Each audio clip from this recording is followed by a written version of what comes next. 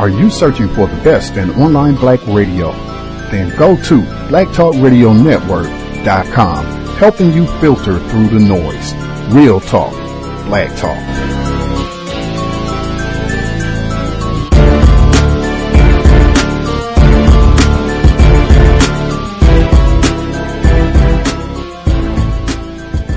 The internet is full of half-truths and all-out lies. We've all seen them, and many people on social media complaining about it.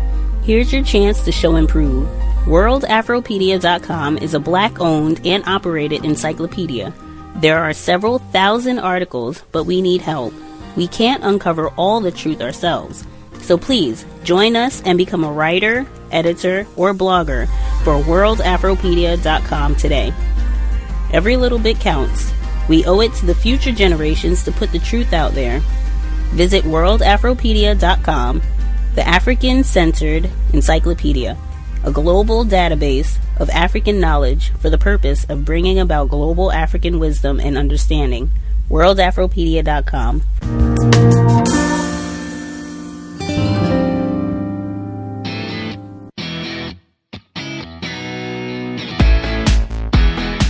Seattle's a great place to visit because it has, I guess you could say, a little bit of everything, but I like to think of it as a lot of everything. Our region was built with immigrant labor. It's part of the story of growth and development here. There are many ways to tell that history. How we tell it signals who belongs and who is a foreigner. That's also true in Black Diamond, an old mining town about to become home to a large housing development. It's known for its Welsh and Irish heritage, but that's not the whole story. Today, we bring you the story of Black Diamond's hidden Asian American history. And one cherry fritter and one apple fritter. Ask anyone if they've been to Black Diamond, and they're likely to mention the bakery. It's a place that everyone stops at when they go skiing at Crystal Mountain. The bakery first opened in 1902, and it's still going strong. There you are. Thank you so much. And I will slice your bread for you. Okay. And this is the bread. This is 115 years old recipe we are using it, the Crystal Mountain bread. I got one of everything that I didn't get last time. Right.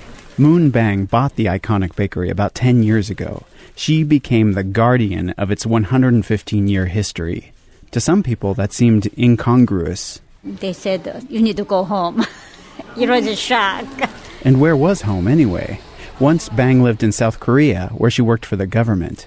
But women weren't expected to have careers. She came here instead. Eventually, she became a U.S. citizen, so this was her home. She spent almost 2 decades running a dry cleaners in Auburn so she could send her 2 daughters to a private Christian school. When the Black Diamond Bakery came on the market, it just felt right. It's quiet country and nice view. Yes. She and her husband threw themselves into it. They added dinner and evening jazz performances.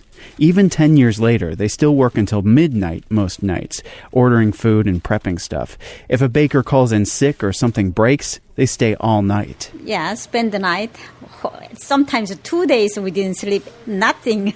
So when people told her she didn't belong in Black Diamond, it stung. On the outside, she held her composure and smiled. I was, even inside, I have to crying and mad. I have to holding my breath. People have been telling Asian Americans they didn't belong in this part of King County for a long time. The seeds of that resentment go back to at least the 1870s. That's when Chinese workers helped to build the railroad spurs serving the county's coal mines. Here's local archaeologist Ben Bronson. One of the big advantages of Chinese laborers compared to their white competitors is they didn't get drunk on weekends.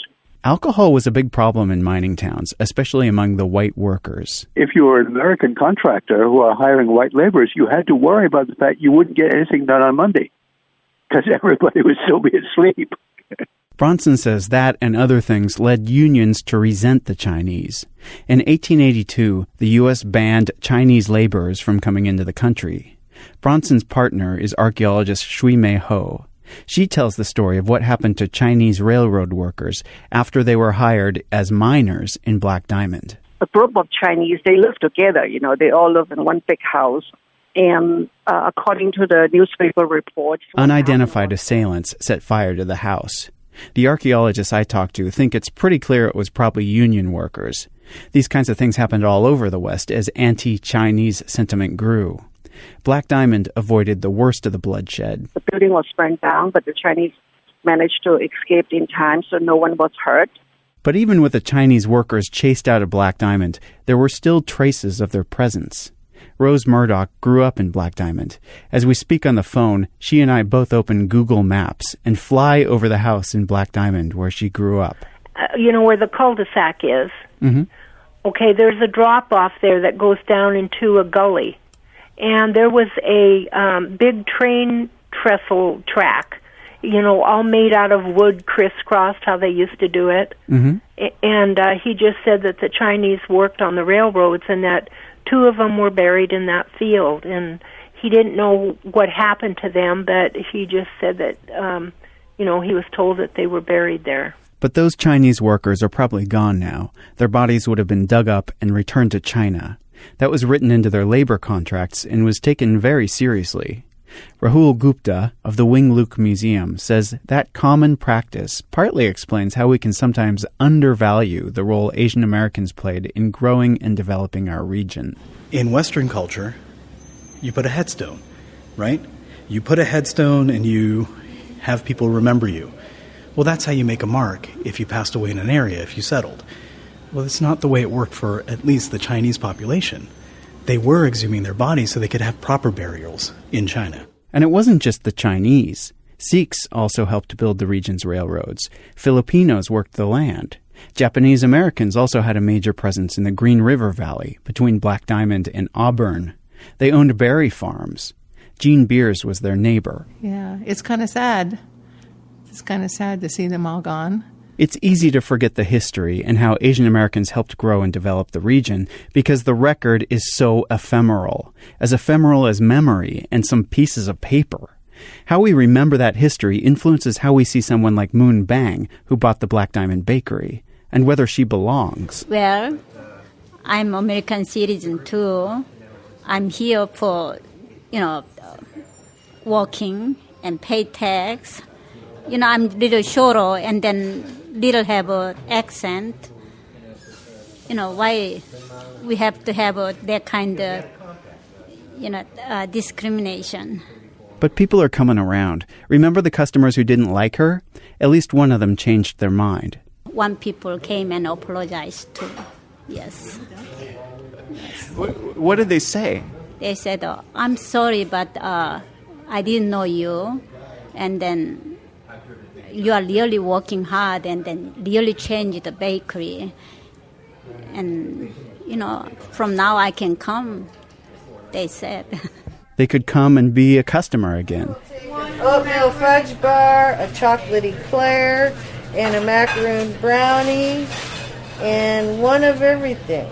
For KUOW's Region of Boom team, I'm Joshua McNichols in Black Diamond. It all looks wonderful.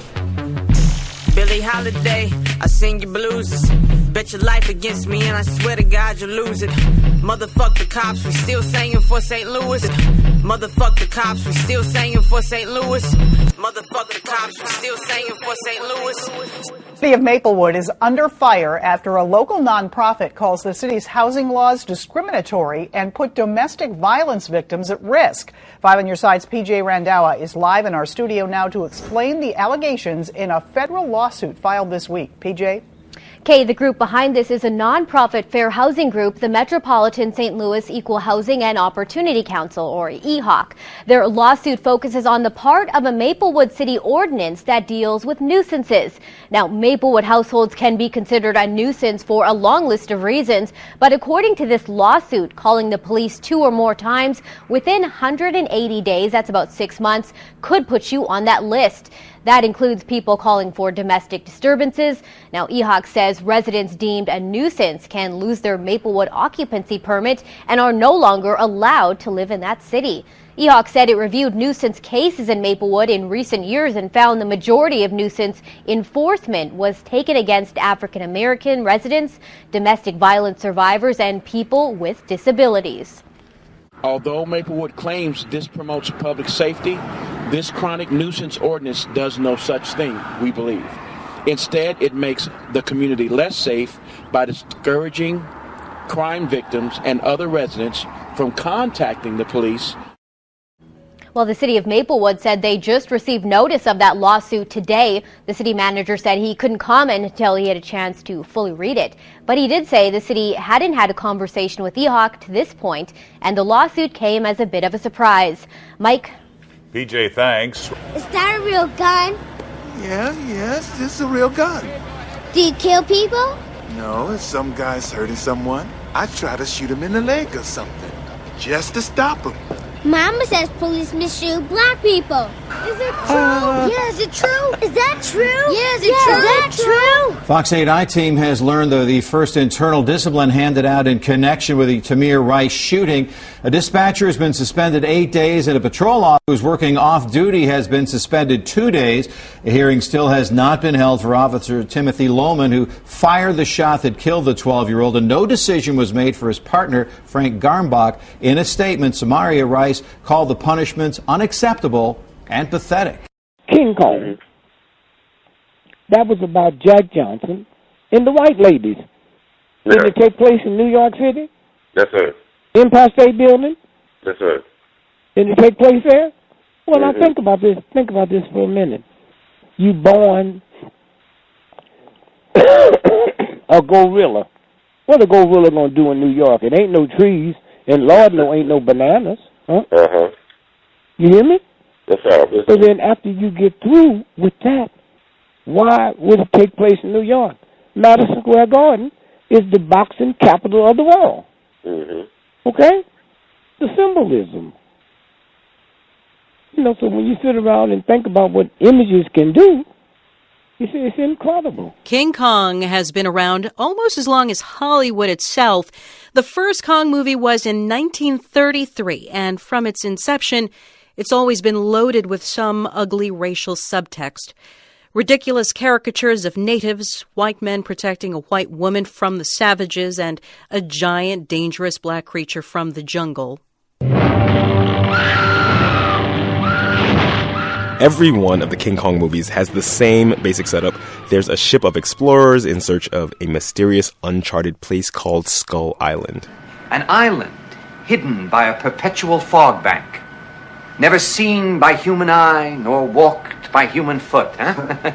That clip was from the 1976 version of Kong. As in the other four versions, Skull Island is usually located somewhere vaguely near Indonesia, even though it seems to be inhabited by savages who look suspiciously like black people, decked out in full movie cannibal chic, loincloths and spears and drums, and they become entranced, invariably, by the absolutely irresistible woman traveling with the explorers. He says, look at the golden woman. Yeah, blondes are scarce around here. That blonde, Fay Ray in the 1933 original, Jessica Lange in the 1976 remake, and later Naomi Watts in Peter Jackson's 2005 retelling, is kidnapped by the natives, who sacrifice her to their titanic gorilla god. Kong, the giant rampaging ape who somehow happens to have a deep cross-species preference for flaxen-haired white ladies. And this is where the racial antenna goes up for people like Robin Means Coleman. She's a professor at the University of Michigan who has studied King Kong and racial representation over the years. King Kong was clearly also a metaphor for race, for black masculinity. That's the low-hanging fruit of black metaphors. Coleman says you can draw a direct line from The Birth of a Nation, that defining 1915 film about the black male threat to white women, and coincidentally the movie that helped resurrect the Ku Klux Klan, and King Kong in 1933. King Kong premiered at a time when black men were regularly depicted as ape-like. It was during the beginning of the Great Migration, when thousands and thousands of black people were leaving the South to move to the nation's biggest cities. This is, again, a big black man, right? A big black ape who is absolutely obsessed with whiteness and particularly white women. That has to be cut down. So, can you make a movie about King Kong without perpetuating these creepy racial undertones? Let's look at the newest movie, Kong Skull Island. The woman is now a strawberry blonde, played by Brie Larson, who is mostly besides the point this time. The natives in this movie don't talk in any Oonga Boonga speak, because they actually don't speak at all. And the big bad black guy is Sam Jackson, an American military commander who wants revenge against Kong. Alyssa Rosenberg is a culture critic at The Washington Post. A literal African-American man versus a metaphorical stand-in for Black American men. It's meant to steer clear of the idea that white men are protecting a white woman from the stand-in for Black men. Rosenberg said that Kong is kind of an anti-colonial figure in this latest film. He's protecting his island and its inhabitants from violent invaders. But still, it's King Kong. Right, and I think the movie is trying really hard to have the awesome big monster fights without stepping into any of those racial implications, but I think they're just unavoidable. So yeah, King Kong, a 100-foot-tall gorilla who can go toe-to-toe with military choppers, Godzilla, Charles Grodin, and Sam Jackson, but the ideas that spawned him have proven much harder to smack down. Gene Demby, NPR News. King Kong ain't got shit on me! His name is Delbert Africa, a well-known member of the MOVE organization of Philadelphia. But if you're in your 20s or 30s or even your 40s, you may be forgiven if you don't know the name. That's because he's perhaps best known as the man who was brutally punched, kicked, rifle-butted, and stomped by police when he got arrested. And this happened long before the infamous Rodney King police beating in Los Angeles. That's because Delbert was assaulted on video in August 1978, one of the earliest MOVE confrontations. Africa, like other MOVE members, have taught younger prisoners in ways to appreciate and become closer to their families. That sense of service, which is deep in MOVE, doesn't douse his fire. Listen for yourself. My name's Delbert Africa from the MOVE organization. I just want to say the MOVE organization is a family of strong, serious, deeply committed revolutionaries founded by a wise, perceptive, strategically minded black man named John Africa. John Africa took each and every MOVE member from the weak-bodied, sick, inactive, apathetic persons that we were and molded us into strong revolutionaries that are committed to doing away, eliminating this system, not reforming it, not changing it in government, but eliminating this whole oppressive system. Delbert Africa is a revolutionary who's just as steadfast in his belief as he was back in the 70s. That's because he's seen and experienced things that would astonish people. Remember that kicking and stomping I mentioned earlier? You ever wonder what happened to those cops caught on video? Well, in a word, nothing. But that's a story for another day. Delbert Africa issues a call to all social, radical, and revolutionary movements to keep on fighting. What I'm here today, thanks to Noel Hanrahan and Prison Radio, is a call for everybody else out there, I don't care who you are, to become and stay revolutionaries. Because revolution is not a philosophy, it ain't a theory, it's an activity. If you still worshiping money, if you still doing drugs, if you abusing your mate, then you ain't revolting against this system. You helping this system keep this same thing going. And what I'm saying is, I want the Echo Warriors to keep on fighting. I want Black Lives Matter to keep on revolting. I want the animal liberationists to keep on fighting. Those who are defending the native lands out there in South Dakota against that oppressive pipeline, keep on fighting. Don't let this system put you down. I want everybody in the LGBTQ community, keep on fighting. Don't give in. This is what John Africa has taught MOVE, not to ever give in to this oppressive system. It don't matter about jail. It don't matter about prison. We know that we can keep on and we won't be stopped. Delbert Africa specifically sent his salute to the Black Lives Matter movement, adding that he loved those young folks. He ain't alone in that. From Imprisoned Nation, this is Mumia Abu Jamal. Flores Forbes joined the Black Panther Party when he was just 16 years old. He became the youngest member of the party's Central Committee and eventually got recruited into its military arm. In the late 70s, he was involved in an attempted murder plot and served 5 years in prison. While he was there, he encountered Ralph Ellison's novel, Invisible Man. That novel's premise lingered with him after he was released and eventually became the focal point of his new book. It's a look at how black men remain invisible even after they've left prison. Flores Forbes is an urban planner and university administrator at Columbia University in New York City. He authored a book, Invisible Men, a contemporary slave narrative in the era of mass incarceration, and he joins me now, Flores Forbes. Welcome to the State of Things. Good to talk with you. Hey, good to be here. Take us back to those early years. You grew up in San Diego, California. You had challenging encounters with the police from a very young age. Tell us about that. Yeah, when I was 12 years old, I was kidnapped by the police. They saw me riding my bike down the street. They told me to stop, put me in the car, drove me several miles away to a kind of informal lineup for a white couple. They were looking for someone who had snatched a woman's purse. And then they brought me back when the couple said that it wasn't me. And, insulted my mother. And, it was kind of one of the first, incidents. And I was very naive at the time. I was only 12. But then a few years later, while I was playing football or working out, trying to make the weight for my Pop Warner football team, I was accosted by about 20 policemen at a high school field where I was working out, and I was beat up. And if it wasn't for the only black policeman in San Diego at the time who was there, I went to school with his son. I don't even know if I'd be here today. Well, you were, and am I right? You were running around a track at the time? Yeah. I mean, I know, even when I thought about it years later, when I was writing about it in my first book, it kind of struck me as a coincidence, that they saw me running. There were other people running from some other incident that was in the area, and I guess they just assumed that I was part of that group. So you joined the Black Panther Party when you were just 16 years old. Tell us about that decision and what happened when you did that, how that was for you. Well, I mean, I joined because I felt like I and many other young black men in San Diego were being terrorized by the police. My brother, who was a freshman at UCLA, he also joined. And, at the time, we believed that this was a big issue for us. It wasn't, during the Civil Rights Movement, obviously they were fighting more against Jim Crow, and we were dealing with other issues of, basically police repression.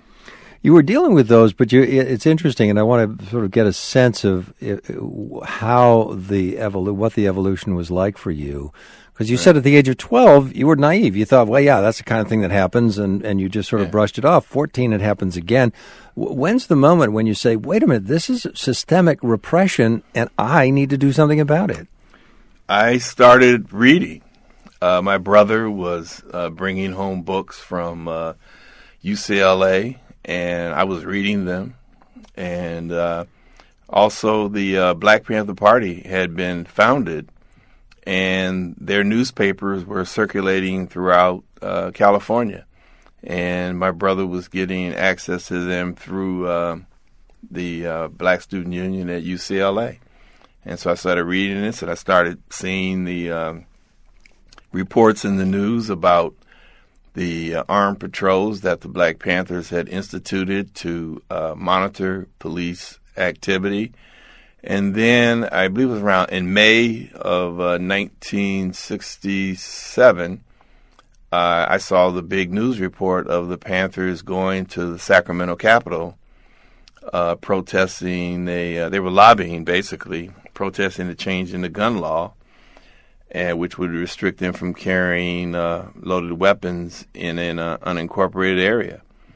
And I kind of felt that these were mostly black men, many of them young black men, and I felt that if I was going to survive, I needed to join this organization to fight back. Yeah, it's interesting. It's one of the few times in American history when gun control could have any kind of traction, mostly because it was aimed at communities of color. You were recruited into the military arm of the party, though, and again at an early age. I'm trying to get your vision at this moment. You're in the military arm. There's talking about Black Panthers armed in their neighborhoods to protect against police repression. This is inherent in the Second Amendment. You're going to be part of the military arm of the party. What did that mean to you, and what were your expectations? What did you think you were going to be doing? Well, I mean, I basically thought I knew I was going to be protecting the leaders of the organization. We had gotten involved in electoral politics, and Bobby Seale was running for mayor, and other Panthers were running for city council seats. And we had other facilities where we needed to protect ourselves because there were other, hostile elements in the community. I mean, we didn't control the entire community. And so I thought this is what, I was going to be involved in. I became very close with the party's founder, Huey P. Newton, and he was very eloquent in describing some of the things that we would need to do in order to basically kind of control our communities. We had a 5-year plan where we said we were going to take over the political apparatus of the city of Oakland, and which controlled the actual port of Oakland, which is where all the resources were. And in this way, we were going to be able to finance any efforts that we had going forward. But probably one of the biggest impediments to this was a very thriving underground or underworld community of the San Francisco-Oakland Bay Area. And Newton came up with an idea that, we can't end all of the crime, or we can't end the drug distribution that's going on in the community. So he says, well, then we should regulate it. And we became, the people in the military, we became part of the group that started basically shaking down drug dealers, trying to put some sort of, for lack of a better word, trying to create a little more civil environment within a community where you did have a lot of, you could say, as he called them, illegitimate capitalists. Well, the civil environment did involve a lot of violence. You ended up in prison eventually. Tell us about that. Right. I was involved in an operation to kill a witness that was going to be testifying against Huey Newton. The operation got botched. I got wounded. Another Panther was killed, and I fled and got medical treatment through our network, and so I was a fugitive for 3 years. And during that time, I discovered that my father had died, and I didn't know that he had been dead for like 2 years. So then I realized, and the organization was over. The Black Panther Party pretty much had ended, and I had to make a decision on what I was going to do. So then I eventually turned myself in. I had a great lawyer, one of the best trial lawyers in the country, who took my case pro bono, and I fought the case, and I was convicted of felony murder with an arming and use clause because I had used a gun, and I was sentenced to 8 years to the California Department of Corrections, and I basically served 4 years, 8 months, and 9 days. And in that nearly 5 years, you spent a lot of time reading, including Ralph Ellison's book, Invisible Man, and began to think about the concept of invisibility. Tell us about your meditations on that. Well, I was, desperate to develop a plan on how I was going to re-enter society. And I was taking college courses, which would eventually lead to a bachelor's degree. There was a course called The Masterpieces of American Literature. And Invisible Man was one of the books that was in that course. And I was just fascinated at the imagery and the metaphor of how Ralph Ellison told this story. And I never realized these many years later that I was going to see a parallel between the Invisible Man. Basically, Ellison's metaphor deals with the fact that white America refused to see black people.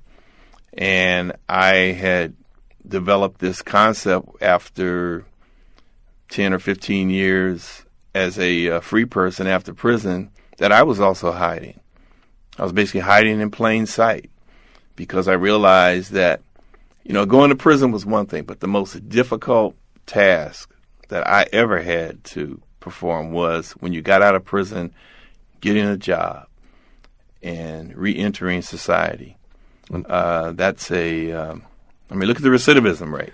Well, that is the focus of your latest book, Invisible Men, a contemporary slave narrative in the era of mass incarceration. What are the challenges that you faced in reentry? I mean, there are no opportunities.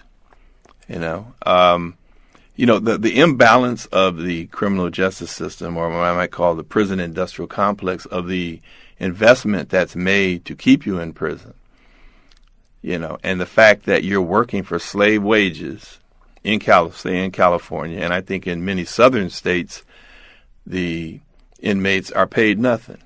And this is because of the 13th Amendment. 13th Amendment, the exception clause says that, you're a slave when you go to prison. And so they don't have to pay you. And I realized that I had to develop my own concept of, education, how I was going to re-enter, because that journey is fraught with, pitfalls. And so 70% of the people who go to prison, they don't make it back. I mean, they keep going back. Right. 30% that are out here, some sort of way, they all work it out. I work around a lot of formerly incarcerated people now, and I hear all these different stories. Many of them are successful, but that's just a handful. And I realized that, my journey was one that I could use as an example. Like Toni Morrison says, you should write books that you want to read. So I wrote this book because I thought it was a good story to help other formerly incarcerated people, and in particular black men, to see that there is a way that you can make it through this morass. What are some of those lessons, and what would you tell others who are in your situation? I mean, there's some basic things. There's a lot of research that's been done by academia. One academic in particular, Bruce Western at Harvard University, he looks at there are these kind of major issues that you need to deal with, like education and skills. But probably the most important one is the development of a social network, social political network, so that you can help you navigate through the system. And probably the third one is you have to eventually remove the stigma of being incarcerated. And that is it's very difficult to do, especially with the box which asks you to reveal whether you've been convicted of a felony. And then there's also the internal stigma that you have to combat, which is the post-traumatic stress syndrome that you more than likely suffer from the close quarters, living in prison, and the fact that your life is really in danger in many instances because of the prison culture that values space. And if you enter someone else's space, you can find yourself on the wrong end of a prison shank. Or if you're in the wrong place at the wrong time and something does go down and there are the guard towers and they shoot and you may get hit by a bullet. So it's really, really complex in terms of being in there. And I thought that was really was an ordeal. But it was no way an ordeal until when I was released. Well, and it seems to me that among the 30 to 35% who do make it, again, a recidivism rate of anywhere from 65 to 70%. So on the one hand, the penal system, punishing people by putting them in jail is a failure because people repeat, and supposed to scare you into not doing it again is totally failed.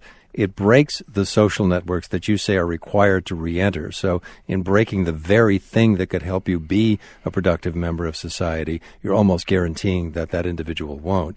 In the meantime, traumatizing them. All of that. But I also think, and I'd like you to talk about this, for the 30 and 35% who are still out there, they're ultimately vulnerable. And so it means their opportunities are very much limited, which means employers know that, and they can be manipulated. And so in a lot of ways, their vulnerability leaves them in the same stressful condition that similar to a stressful condition that they were in when their behavior was controlled in prison. Right. I mean, I didn't really seek out mental health professionals for assistance until I was out for 15 years. But I think that the main issue with regards to reentry is the imbalance in the investment in the criminal justice system. There are billions of dollars spent on confinement, and for each individual that's in prison, it varies from costs. $50,000, $60,000, and if you're younger, I believe it costs more. When you leave prison, you get nothing. In California, you get $200, a bus ticket if you need it, and that's it. So with that type of reentry operation, and there's minimum stuff. I mean, there are programs that help you find housing, some housing. There are some that say they help you find jobs, or they line you up with someone who is friendly to people who are formerly incarcerated. But I think the biggest problem is that the imbalance and the lack of education for public policymakers and for the society to realize that you can't start anyone after prison with nothing. And that's almost impossible. So you're going to have a 70% recidivism rate. You're an urban planner now, an administrator in an Ivy League university, Columbia. By those measures, you have made it. Do you feel that you've made it? And how does your past life live with the life you're living today? Yeah, I mean, I think I felt I made it 15 years ago when I was a city planner here in New York City, and I feel great about my accomplishments. And now I realize that because I'm probably sitting in a place where there aren't very many people like myself, that I said, well, let me reach back and see what contribution that I can really make. So in many ways, people already knew that I had been to prison. In all the positions I've had, I think I only applied for a job once when I first got out of graduate school. After that, I had developed a network that was so effective that I was primarily recruited. I was recruited by the city of New York. I was recruited by Columbia University.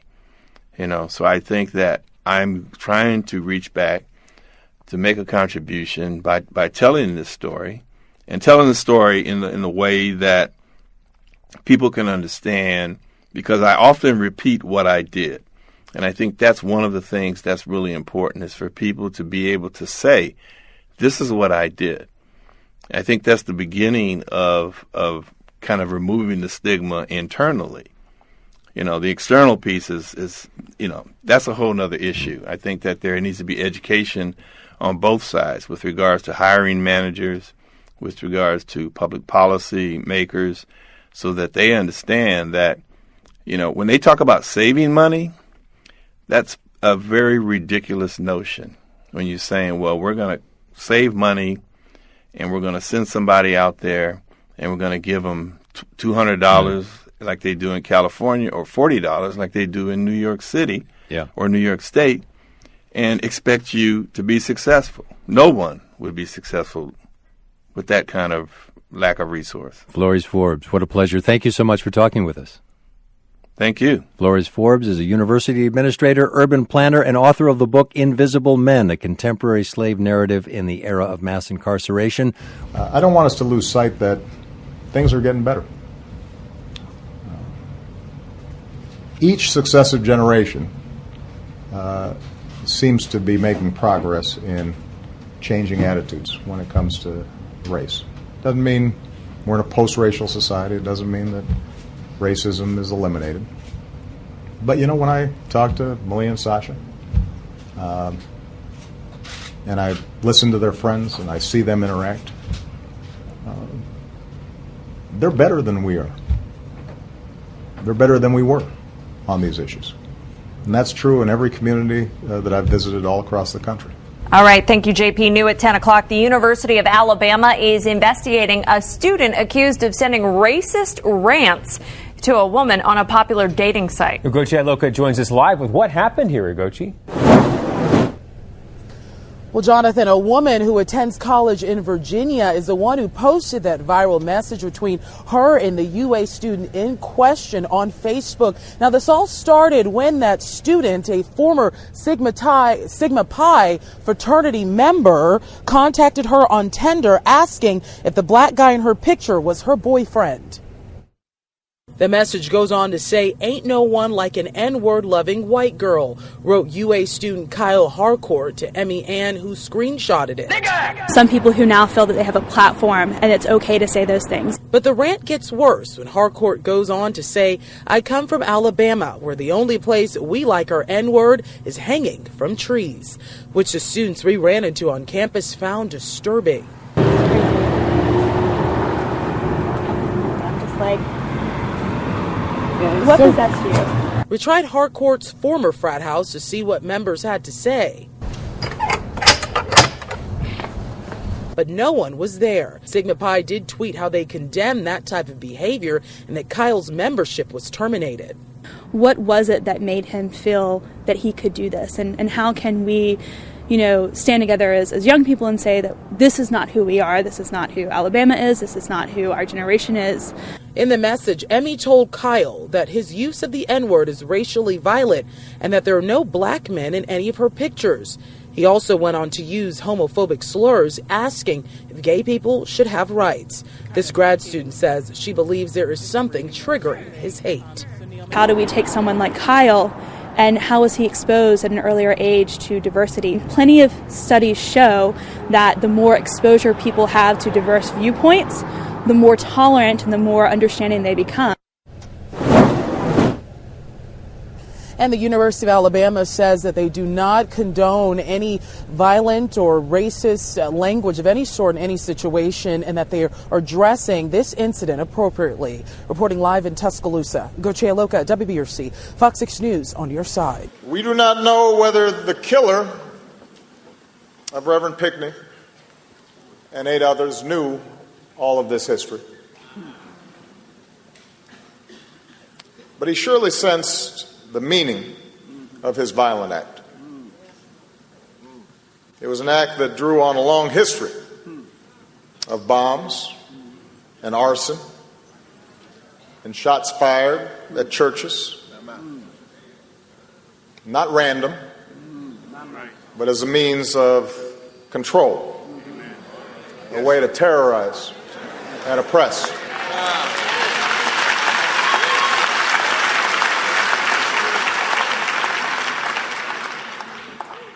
An act that he imagined would incite fear and recrimination, violence and suspicion.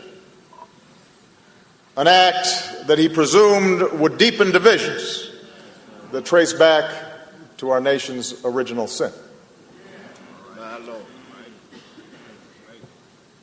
Oh, but God works in mysterious ways.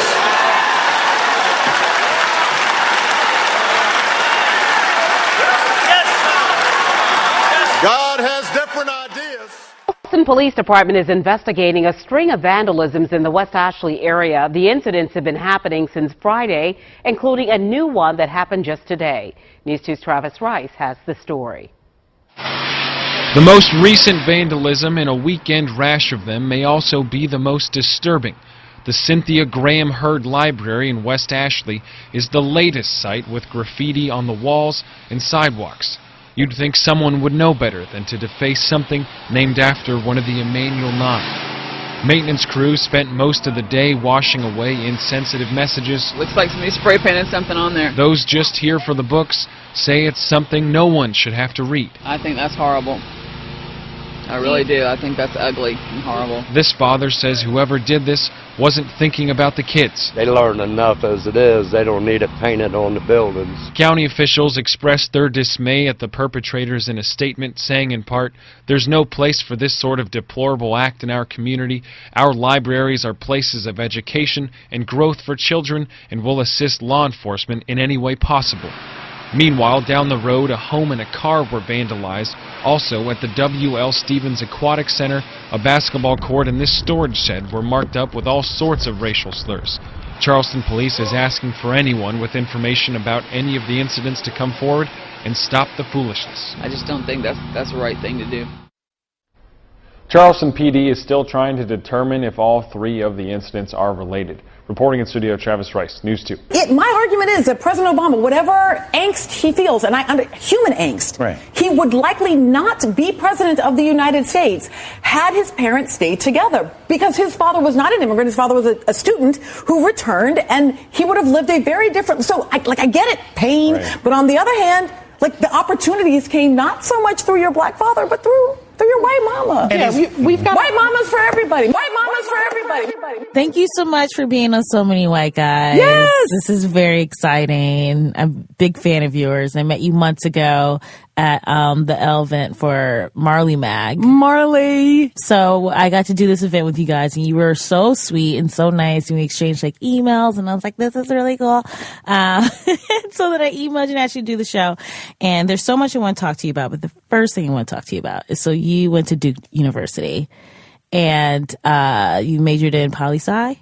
Yeah, so I got my PhD at Duke. I did my undergrad at Wake Forest. Yes. Got the degree in English as a college student, and then went on and got the PhD from Duke. Yeah. Yes. And your college advisor at some point was Maya Angelou. Mm-hmm. That's cray-cray banana. What? What is that? What was she like? How did this happen? What was her style? Oh, man. And then an hour later, you can ask question number 2. Yeah, right. Because, so Maya Angelou taught at Wake Forest when I was there as an undergraduate student. And, I teach there now as a professor that carries her name. So my professorship is the Maya Angelou Presidential Professorship, which is... No pressure. Yeah, right? It's kind of, every once in a while when I'm sending one of my appalling emails, I realize that her name is on the bottom. And I'm like, oops. But she was kind of everything in that she was generous and brilliant and courageous, but also so very real. She would have us as students to her home. And when she did, she always cooked for us because she loved food, but, she also believed in making it herself. She often taught around her own table. She was a very hard teacher. She really assigned a lot of reading. But, I like to say that, part of how I met her was I was taking her class, and then, because you're stupid when you're 17, 18 years old, I was pledging my sorority, got bronchitis, took a medication that I had an allergic reaction to, lost my whole semester, and had to drop all my classes, including Maya Angelou's class. Oh. So my little 17-year-old self strode up to Maya Angelou and was like, hey, yo, I won't have to drop your class. And, the appropriate response to that is, get out of my face, girl. Right. But what she said to me was, wait a minute, aren't you a scholarship student? How are you going to continue to progress if you drop all your classes? And, of course, I cried and said, I have no idea. And her response to that was, well, why don't you come work for me this summer? I'll pay your tuition this summer to take classes to catch up, and you can work it off by being my student assistant. And that was the summer of the 92 presidential election when Bill Clinton won. And then that January, she gave the inaugural poem, and I was answering her fan mail after she gave On the Pulse of Morning, and I had a chance to see what happens when a black woman addresses the nation and how she helped to change the world. And it changed my life. It was an extraordinary experience. That could be a movie. My summer, seriously, My Summer with Maya. And it's just that's fucking amazing. A whole summer? Oh, no. No, not for the rest of my college, for 2 years. That is amazing. Yeah, it was great. Wow. Okay. So what do you think was the biggest lesson you learned from your time with her? Yeah, I think I'd have to say 2. Mm-hmm. One is courage is the most important virtue because without courage, you can't practice any of the other virtues consistently. So she says, you can be anything, you can be good at anything, but you can't be that thing consistently unless you're courageous. And the other is I am human, and therefore nothing human can be alien to me. And this one is both tough but very powerful. So You have to remember, of course, Maya Angelou was a survivor of childhood rape. Mm-hmm. And so when she says, I am human and therefore nothing human can be alien to me, she would encourage us as students. She'd say, when someone does something horrible, you are not allowed to say that that person is a monster. So I think about, for example, Dylan Roof. You're not allowed to say Dylan Roof is a monster. You have to acknowledge that he's human. And anything a human can do, you can do. So you have to acknowledge that the horror that Dylan Roof did in Charleston, South Carolina, you have that in you. The only reason you don't do it is because you nurture a different intention. But you're not actually different. You just nurture a different intention. And it's important that you acknowledge that, because otherwise, if you lose sight of that, you could turn into that. It's also true with anything that's good. Any wonderful, beautiful, brilliant, fabulous thing that any human has done, you are capable of. I mean, it doesn't mean you can be Michael Jordan or you know, but you're capable of greatness or of horror because you're human. I take it very seriously in my own work and in my own teaching, and I try, even though I'm a highly judgmental and snarky person, to pause, come back, and try to remember that. Yeah, it's hard to do that, I think, given this political climate that we live in, to see the humanity in some people who are actively trying to prevent people from living their best lives, their most full lives, or even being in this country. So how do you reconcile that with what's going on right now?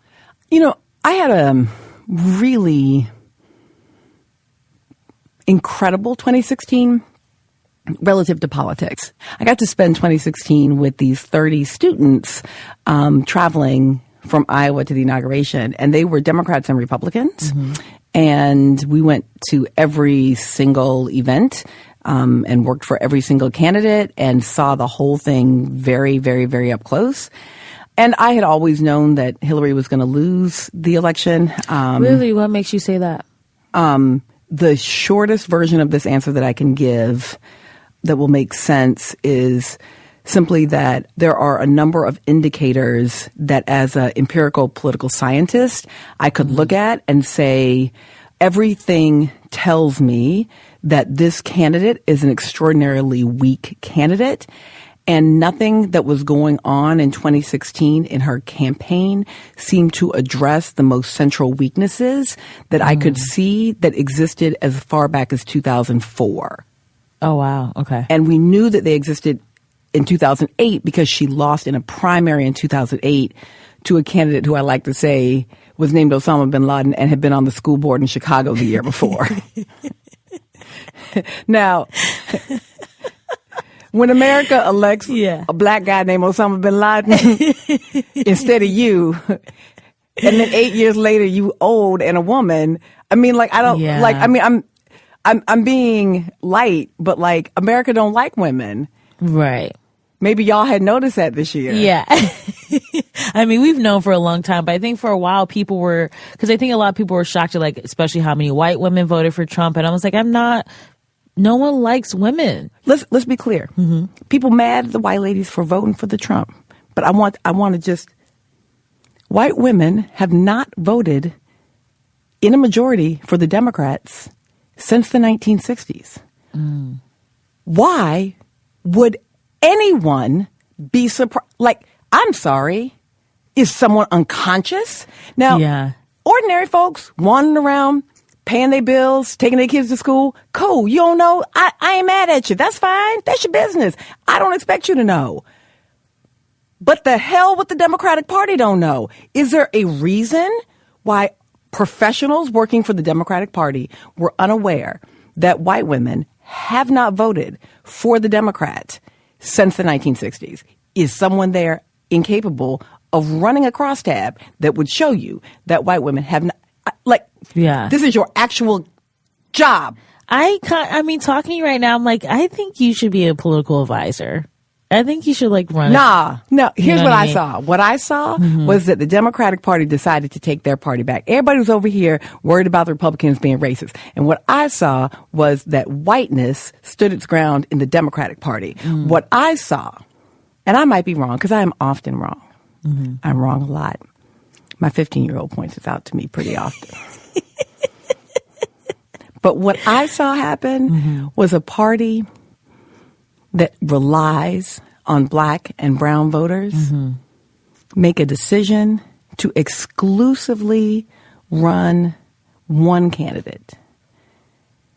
And then, Bernie Sanders, who's not a Democrat, chose to run from the outside. But even then, a party whose entire base, and even its fringes, really is black, brown, and young people, had a primary between two old white people. I saw whiteness standing its ground in a party so determined to once again say, oh no, we're the real America. We're white. We're white working class. That even when it lost its ass to a reality TV star for having done it, the next morning woke up and said, oh man, we better go back and get those white guys. That their inability, incapacity, and unwillingness to see the leadership in black and brown and young folks is its own undoing. I said, boy, bye to the Democratic Party. I unsubscribed from their little email list. I went and registered my damn self as an independent. Yes, I've been an independent for like 10 years. Because I just cannot. So they want to be white. They're going to just have to white that on up right over there. I cannot. Okay, so I want to go back because you mentioned MSNBC and you had your own show on there for 4 years. Yep. Do you want to kind of refresh listeners' memory as to why you decided to leave the show? Because I thought it was a very brave move. Yes. So I wrote a letter to my staff because I had not been invited to host my own show for weeks.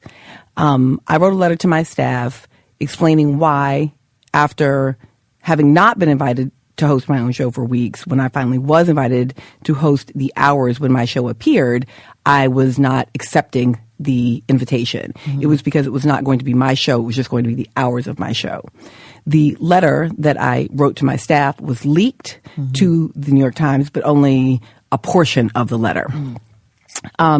Because the portion that was leaked was racially inflammatory, I then leaked the entire letter to a friend and former producer, and he put it on Medium. After that, NBC made the decision to fire me. So I didn't make the decision to leave my show. Yeah. They made a decision to fire me.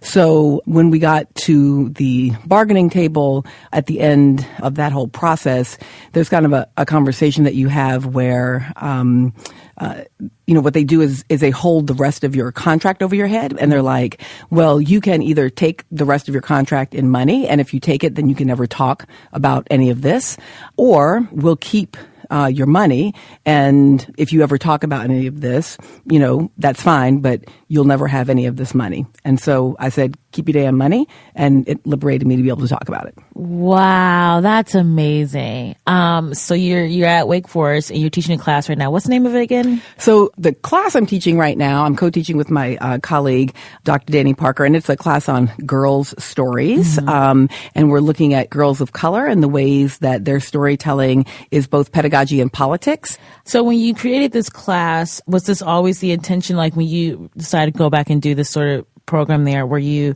like, your mission was to highlight voices for women and people of color, or did it just kind of like, did you wake up in the middle of the night like, oh, this is what I should be doing? Well, so, I never left the academy. TV was always the best side hustle ever. It was a well-paid side hustle. It was a little exhausting because I was working 7 days a week for a while and flying back and forth like Tom Joyner. But I was always a college professor, so there was never like a going back. And my work has always been on race and politics, but has become increasingly about girls and women. Maybe in part it's because my oldest daughter, like, the more I watch her become a young woman, like, the more invested I am in like, she won't talk to me, so maybe I like to talk to other young women. But I think also just for me, theoretically, it's been like, I always caught and understood and had a lot to say about my blackness. But I guess I was surprised at how long it took me and how long it took other people to think it was important for me to have something to say about the intersection of my race and gender. And I still find that to be so true. Like, I'll tell the story real fast. When I went to see Hidden Figures, I was so pissed with my uncle, who spent a lot of years as the head of aeronautical engineering at MIT and worked at NASA. And I called him and I was like, Uncle Wes, do you know the story of these women? He was like, oh, yeah. And I was like, hey, sir, like, you have 2 daughters, he's my dad's twin brother. There are 4 girls in our family. I was like, y'all spent, my dad and his twin brother are real, like, radical black, right? Yeah. And I was like, y'all spend a lot of time with this, like, radical black shit. Like, y'all taught us everything. We know all the names. I mean, I spent a lot of time on this. I was like, but you never thought you should tell us the girl stories? Like, yeah. He was like, oh, yeah, I guess. What? I was so pissed. I was so mad that they never felt like they needed to give us the black women's stories, too. And so I think that's part of it for me, is like, that specificity matters a lot. Yeah, we get left out of the conversation a lot. Like, our contributions tend to get glazed over. And yeah, it's kind of frustrating when that happens all the time, because you're like, how much do I not know about my own history? I was in Pittsburgh recently because New York Times did this month-long series about, like, sending different writers to different stops on the Underground Railroads. Like, I went to Pittsburgh and there was just, like, all this stuff that I didn't know because it just wasn't taught in schools. It was just like, yeah, Pittsburgh, like, a lot of, like, runaways, like, passed through Pittsburgh, and, like, that's all I knew. And then I went and, like, saw these different, like, houses, and, like, I was just like, oh my God, I know, like, American history literally is just white history. So your parents, interracial couple in the 70s, they were both educators. Is that what inspired you to be an educator too? And what was it like growing up with such, like, really smart and active, like, socially active parents? All right. So let's be clear. They were not like a couple. Like, they was round, both of them, and they were both in my life. But the idea of them as a couple, I was like, they were a couple. Like, you saw me kind of looking at you like, what? And I was like, if I'm not saying things yeah, you correctly. Because I was like imagining my parents as a couple. I was like, that, damn. I guess at some point, sure. Right. Yep. We were a family. Yes. Of complicated sort. Yes. There you go. So, but we were a big, crazy, quirky family. My father is a very intense race man. He grew up Jim Crow South, was college roommates with Stokely Carmichael. He and his twin brother were like, like the first to go to college in their families. Both of them became college professors. My dad was like the first dean of Afro-American affairs, at the University of Virginia. Like, I still run into people who were his student and they're like, oh, Dean Harris, you're Dean Harris's daughter. Like that's who my dad was. Yeah. He would give us I'm the youngest of 5, and he'd give you birthday cards, $1 for every year, right? So, like, if you were 6, you get $6, right? $40. Yeah. Like, straight up. Like, how much money you get right now. You know exactly how many dollars you will be getting, right? And then always sign the card the same way. The struggle continues. Daddy. Oh, I love that. Yeah, well, but when you're 5, you're like, what the hell? Yeah, that means nothing to you. The struggle continues. Okay? So that's like that. So that's who my daddy is. My mother is a white woman who grew up in the Pacific Northwest in a Latter-day Saints family. Oh, wow. Okay. Yeah, see, now your face is doing it, right? You're like, oh, white. Right. Like, so her people. So how did they meet? Yeah. Okay. Right. So yeah, I'm coming. So like her people pushed hand cards across the American West. Like they came from England following Brigham Young. Right. But she went to Brigham Young University and graduated and wrote, stories about Mormon womanhood. But then she left the church and she was in graduate school when she met my dad. And she was his TA in a stats class. That's cute. Yeah. And then those two people moved to Virginia in the 70s. Yeah. Oh, boy. Yeah, right. I also was not raised to be interracial. I was black. Really? Okay, let's talk about that. Because my niece she's interracial. She's half white, half black. And I think we're like, yeah, you're both. But so was this a choice you made or a choice your parents made? Or a it combination? Was the 70s. It was a choice America made. Yeah. Because, I mean, how would you look being like, you interracial? No, baby. Yeah. Because it was 1975 and we lived like immediately post Loving v. Virginia in Virginia with the white Mormon mama and the black daddy from, Stokely Carmichael. Talking about struggle continues. Yeah.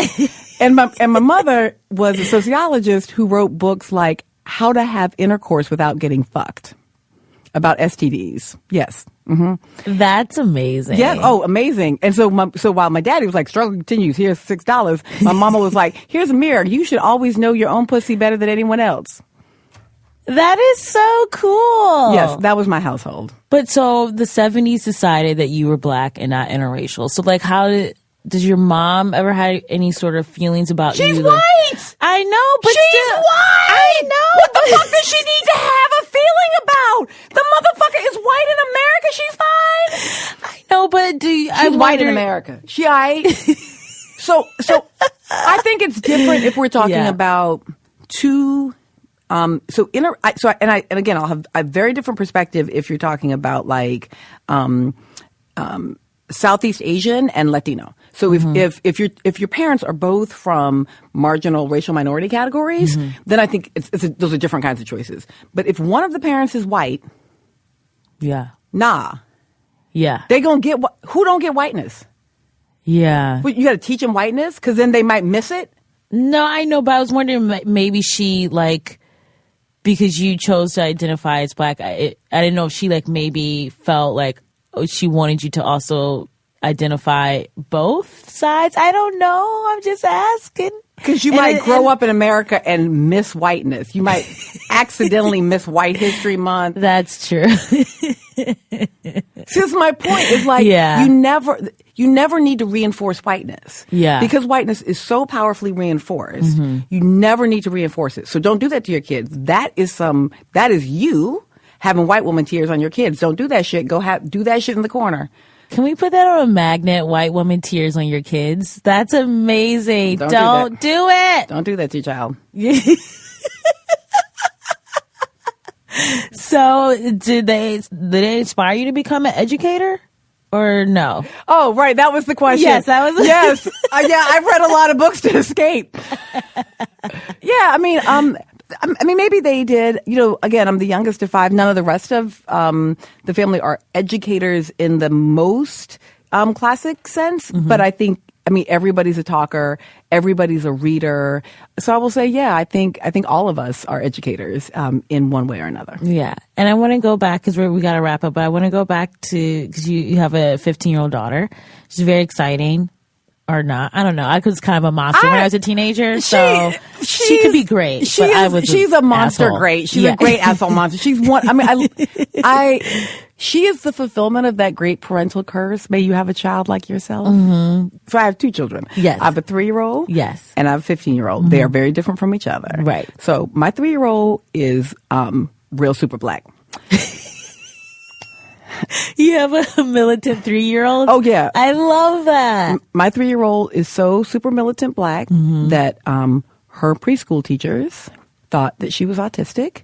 They thought that she could not speak because she never spoke to them because she doesn't talk to white people. And where did she learn that by chance? I talk to white people all the... No! You were the hubby. Who did it? We both talk to white people all day long. If I didn't talk to white people, I would be mute.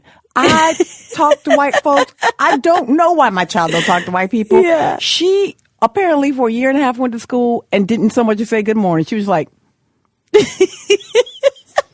then came home and chatted up all the words to her black child care provider, to us, but in school was just like, I love that. Yeah, it's a lot.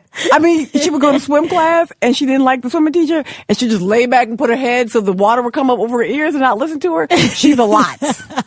So that's a 3-year-old and her sense of self is all together. She has her whole entire life and self-concept and blackness together. Yeah. She's good. Yeah. Now the 15-year-old, so remember, what do you do at 15? You rebel. You rebel against your parents. you particularly rebel against the parent you are most like. So how might one rebel against MHP?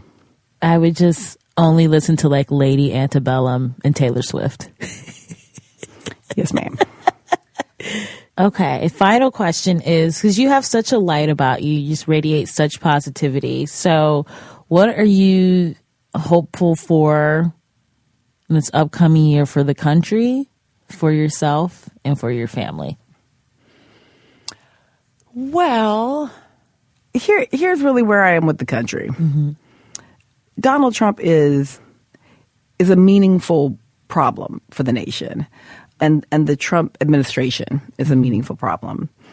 But I think we have to be very sober about the fact that an end to a Trump administration, which will happen at some point, 4 years, 8 years, is not an end to the sets of problems that the Trump administration represents. Mm-hmm. Again, if we were to go back to the Dylann Roof example, Dylann Roof is going to die in a gas chamber in South Carolina at some point, most likely. When he dies, white supremacy and white supremacist violence will not die with him. Yeah. And if we were to believe that it would, and that our solution to the problem of white supremacy and white supremacist violence is to kill Dylann Roof in a South Carolina gas chamber, then we'd be pretty deeply confused about what the work is. And so the Trump administration is potentially the greatest teacher that we have about what our country is, about who we are. I think it was First Lady Obama who said that the presidency is a great revealer. It tells you what the character of the person holding the office is, but she may have been a little wrong, just that it's less about what the character of the person holding the office is and more about who the country is. Mm-hmm. This presidency will reveal who we are. Okay, that's good. That's kind of hopeful. Yeah. Sure. Yes! Well, Melissa, thank you so much for being here. You're an absolute delight. I could talk to you for like 7 years and not get bored. Oh, no, you get bored eventually. All right, bye. Bye. Context of White Supremacy, Gus T Renegade, in for another broadcast, hopefully to share constructive information on the system of white supremacy. Today's date, Saturday, March 18th, 2017. So I have been told. Happy birthday, Dr. Welsing. Compensatory call-in. Folks have commentary they would like to share, news, events, sound clips that you heard at the beginning of the program. Dial in the number 641-715-3640. The code is 564943 pound. Press star 6 if you would like to participate. That number again, 641-715-3640. The code is 564943 pound. Press star 6 if you would like to participate. Especially if we have any folks who were fortunate to participate in the ceremony for Dr. Welsing this evening. Sabrina Johnson, she was one of the folks that helped put things together. It was in Washington, D.C. at the Thurgood Marshall Center. I've read about it previously since the time that I was first informed that this was going to happen.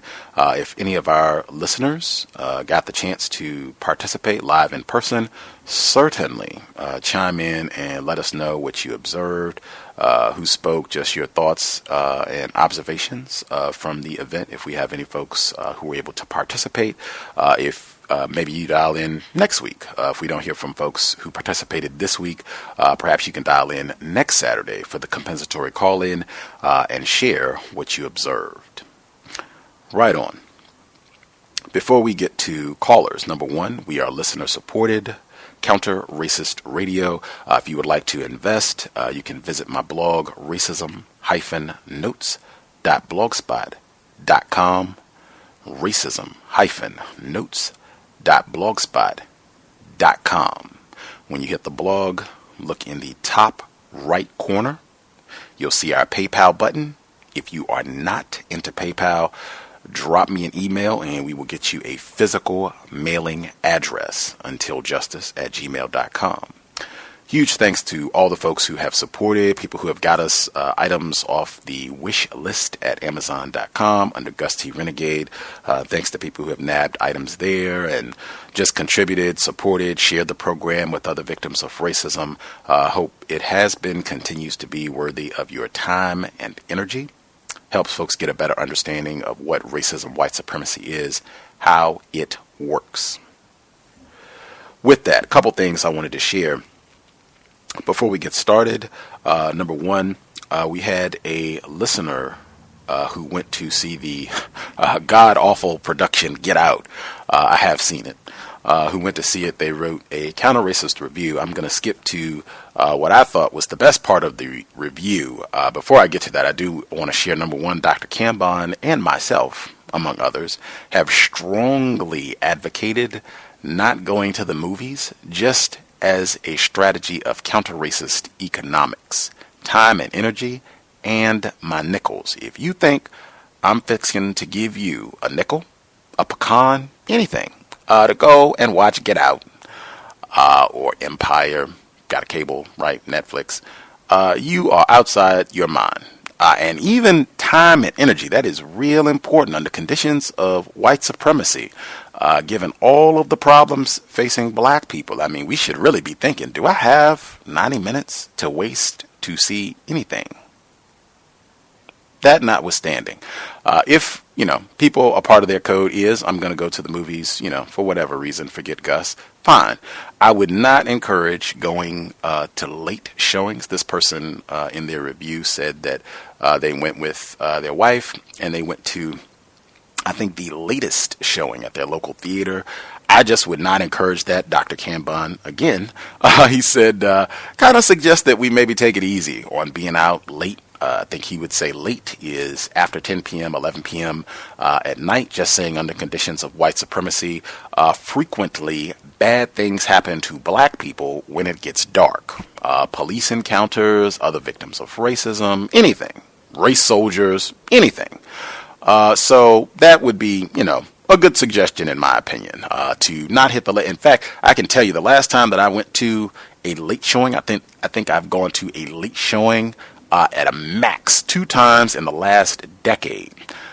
And when I went, we had a code about what to do. In fact, I went with a victim. I went with 3 people. All of us had read Mr. Fuller's book. All of us understand racism, white supremacy. We talked about what we were going to do if anything happened, because we went on a Friday at the latest showing, so we already anticipated. And this was before the shooting at the theater in Colorado in 2012. But we discussed, what could possibly happen. If something goes wrong, if they're rowdy whites, we're going to do this, we're going to do that. All of this was planned before we even got to the theater. We had a discussion about all of this. I'm not saying you have to do that, but I'm just saying this is the system of racism, white supremacy, and bad things happen to black people all the time. To the movie review. They write, so I'm skipping what they said about the film, blah, blah, blah, blah, blah. Okay. After leaving the movie theaters, the energy felt very tense from the suspected racists. There were whites sitting close by in the theater who were griping about various portions of the film. Damn Obama, that sort of thing. Okay, so continuing. We got to our car quickly, black male, black female, they're married, and briefly spoke about the movie, when we noticed a group of young white men staring at us from their car to the left of us. They got out of their car, and that is when we attempted to drive away. One of them jumped on the car and started slamming his fist on the trunk and running after us as we drove away. At this moment, there was nothing we could do but drive away. As good as the movie was, reality still remains the same. Whites can do whatever they want to the black body with impunity.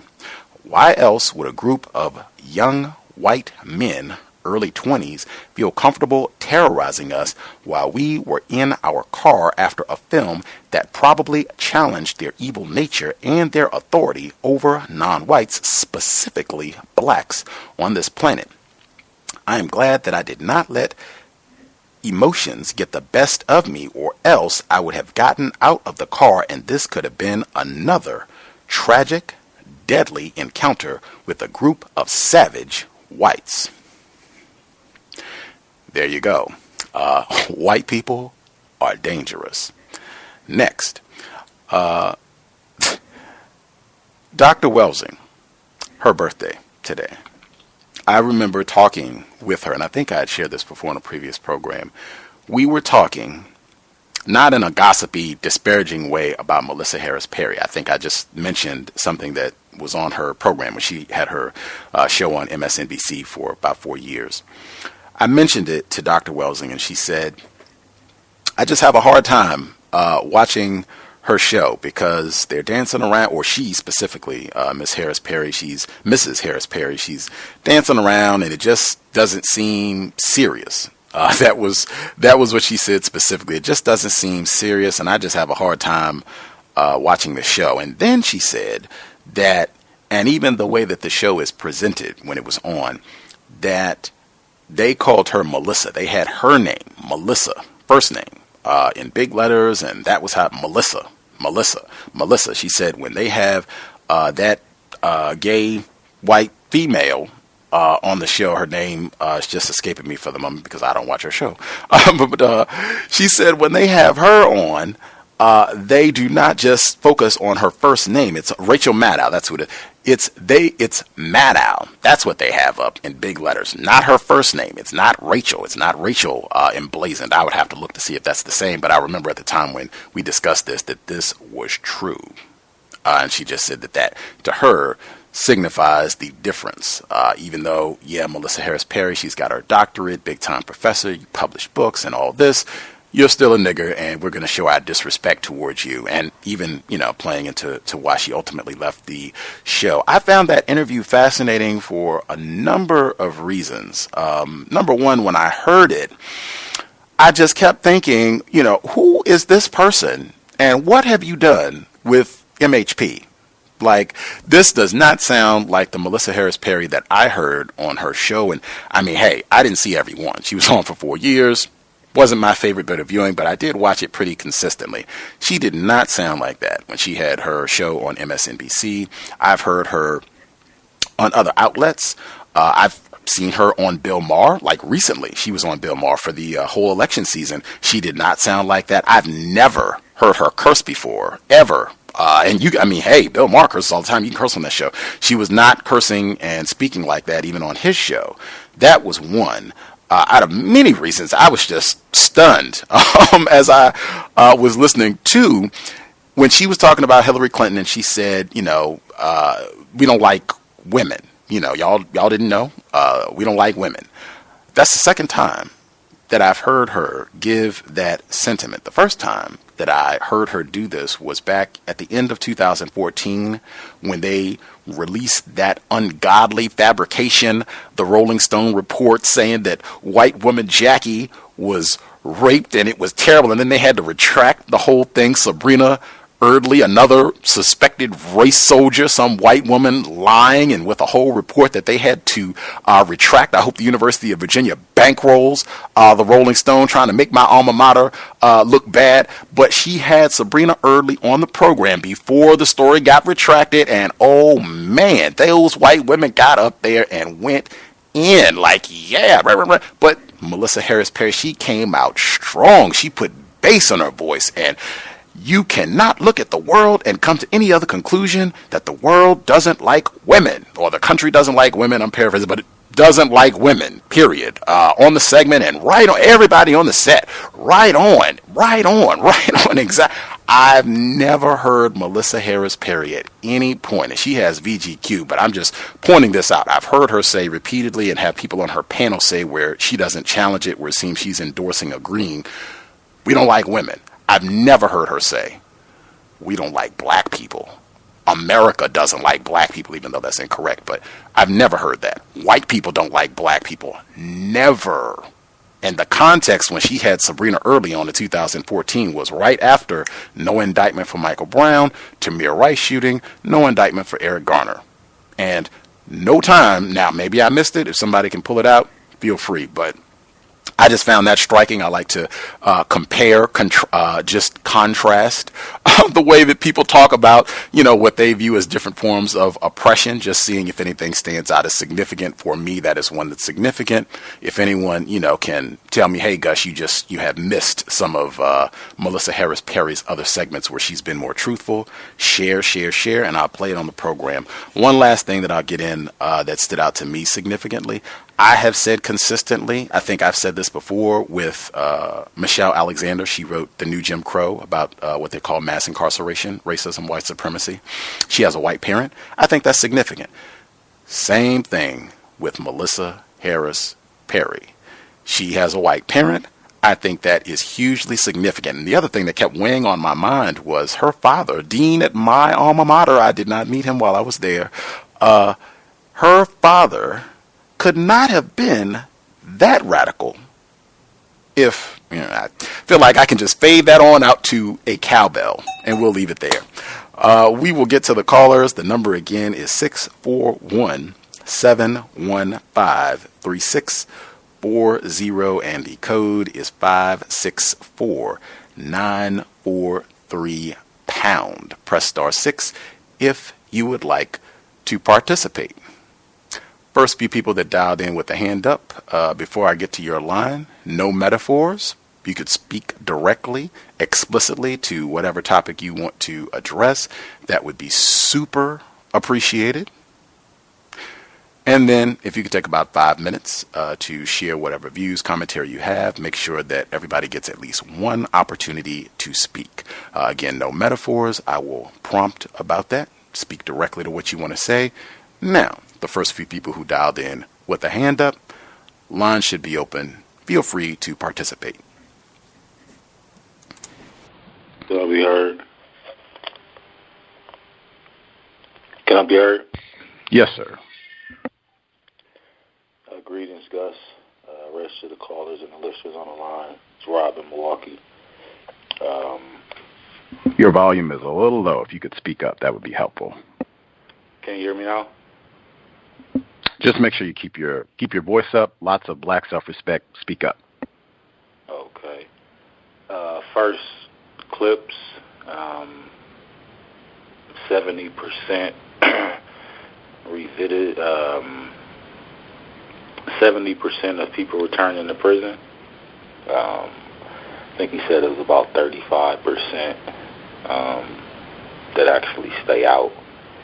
That was significant for me. I did 8 years on parole, and I did not return to greater confinement, so that stood out. One more thing that I wrote down. The Melissa Harris Perry clip. I was stunned as well at her voice, choice of language. I was really disgusted at what her white mom said, and she repeated. I was just looking a little funny when that was said. As far as the week, like I said, I've been dealing with health issues. So Friday I had a doctor's appointment with the neurologist, non-white neurologist, very dark complexion, Indian descent. He had a very gentle demeanor. And out of the whole time that I've been suffering with this injury, this is the first physician that really examined me. And I asked him to watch me while I contort my face back into place. And through him watching me, he ordered an MRI for my face and my brain. And I could be in error, but if you need an MRI on your face and your brain, man, you got to be pretty injured. And it's been a emotionally hard week because I realized that the black women that I've had in my life have been toxic, and I've had to disconnect from them for my mental well-being, because this physical injury is taking me to a place that I have never been before. And I've been in prison for 5 years at the age of 18 years old, and that does not compare to the pain that I experience every day. So I had to call the woman who gave biological birth to me and calmly explain to her that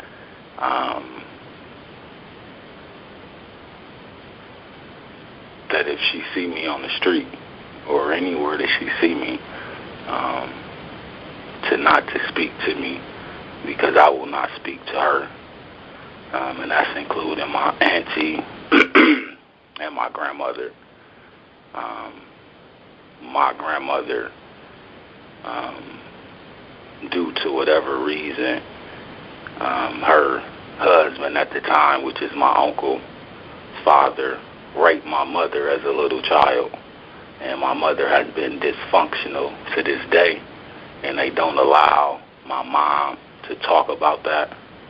And my family injured me in this manner, and they expect me to take the same position that my mom takes, and I will not do it because I'm physically disabled. And while I've been going through this physical disability, my grandmother said to me, "Oh boy, that happened a long time ago." My auntie said to me, "Well, you know, Rob, everybody's health is fucked up right now. Excuse my language." And my mom said to me, "Oh boy, that ain't even how you get no boil on your face.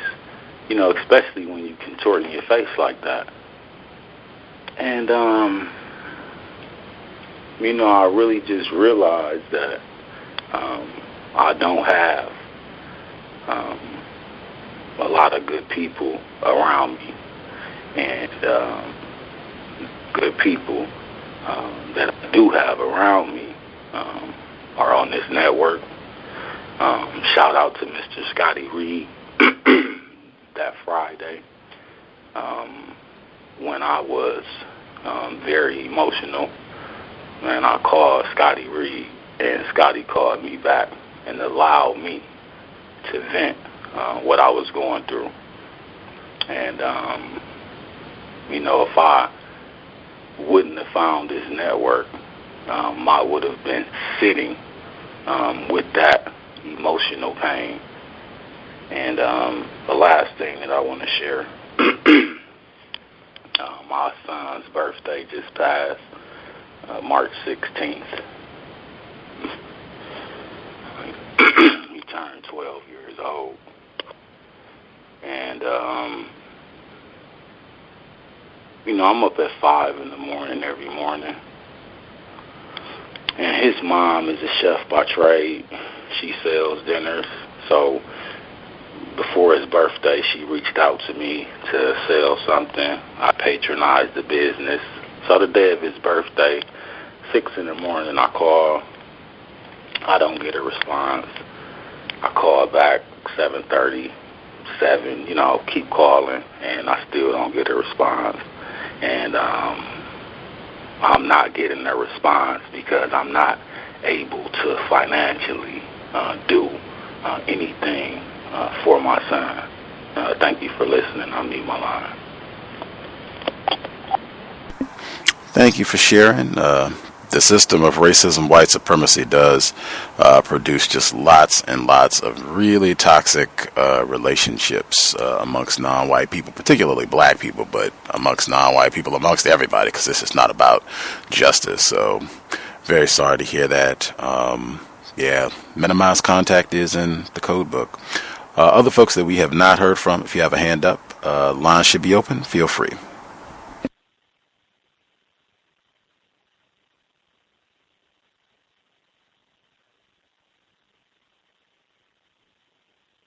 May I be heard? Yes, ma'am. Good evening, Gus, to the callers and listeners. This is a caller from Michigan. Just wanted to say to the previous caller, definitely want to keep him lifted in our prayers and just kind of, understand, just like you said, Gus, the system of racism, white supremacy, just produces toxic relationships and just, we have to try to take as best care of ourselves physically as best possible. As it relates to the clips, I did make notification of, I think there was a clip about, I guess there was some racial slurs or vandalism at a library, and it just caught my attention the way they were describing the incident, and I just appreciate, just understanding now how important it is to the word choices that we use to describe racism, or just being very specific about our word choices to describe what we're trying to say. And so when I was listening to the clip, they were interviewing, I guess, other white people or who appeared to be white people about the incident. And it sounded like, to me, I think I could be incorrect, but it sounded like one of the people interviewed was saying, they need to stop this foolishness, which was, the vandalism. And I looked at that like, wow, that wouldn't be the most accurate term to describe racial slurs being spray painted on the, buildings or the library. I kind of came in towards the end, so I wasn't sure. But that would be, in my opinion, that's a hate crime. When I looked up the definition of a hate crime, it was saying vandalism, vandalism, intimidating words on property. That's a hate crime. So they should stop practicing racism. They should stop, committing hate crimes and overall terrorism. But to me, foolishness to say to stop this foolishness wasn't accurate. So I just try to pay more attention to words. The other thing I want to say, and I mentioned this on Thursday, if anyone has any codified way that they tip, I know I'm trying to minimize any or stop overall any helping of white people, but I do find myself having to tip for services that, that are waitresses, waiters, things like that. And I just want to know if anyone has a codified way of how they handle that, because I do tip very well with black people, but it's, I'm conflicted or just going through like some thoughts on how I should tip when my server is white or something like that. Just wanted to get your response. All right. I do remember you asking about that on workplace racism. I just wanted to get in. That wasn't just a library that was subjected to racist vandalism. That was the Cynthia Graham Hurd library that was terrorized.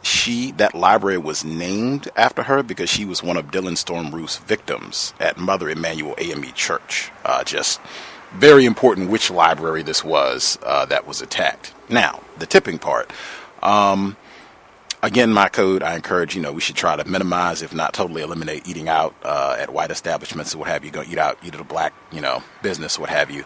If you got to eat out at a white place and tip, you're not required to tip. I know at some places gratuity is included, but if it's not, I would say they definitely cannot get, I think, like 15 to 20%. That is like the upper end range of what is recommended. They definitely could not get that. If it's a white person, I would say that's just code. They cannot get that. And if it's going to be any over tipping or write it, what the standard is, they have to be below that, I would think. And since it's not required, I might even say, hey, maybe we should challenge ourselves. One of those should be at least a 0. Like, I don't know how often people eat out. We can get other people's thoughts on this. But if you eat out 10 times a year at a white establishment where you might have a white server, you'd be tipping a white person, man, at least, I would think as many as possible, but at least one or two of those need to be zero, because you're not required to tip. And I mean, hey, this is war. Racism, white supremacy is war. That would be my view, if you got to eat out at all. Other people, I would appreciate hearing your thoughts on that as well. People, we have... Yes. I agree with you, Gus, and to the other callers and the listeners. To answer the lady's question, for me, I do my darndest if I do eat out to only eat at black establishments. If they're not black establishments, non-white establishments, as far as that's my code.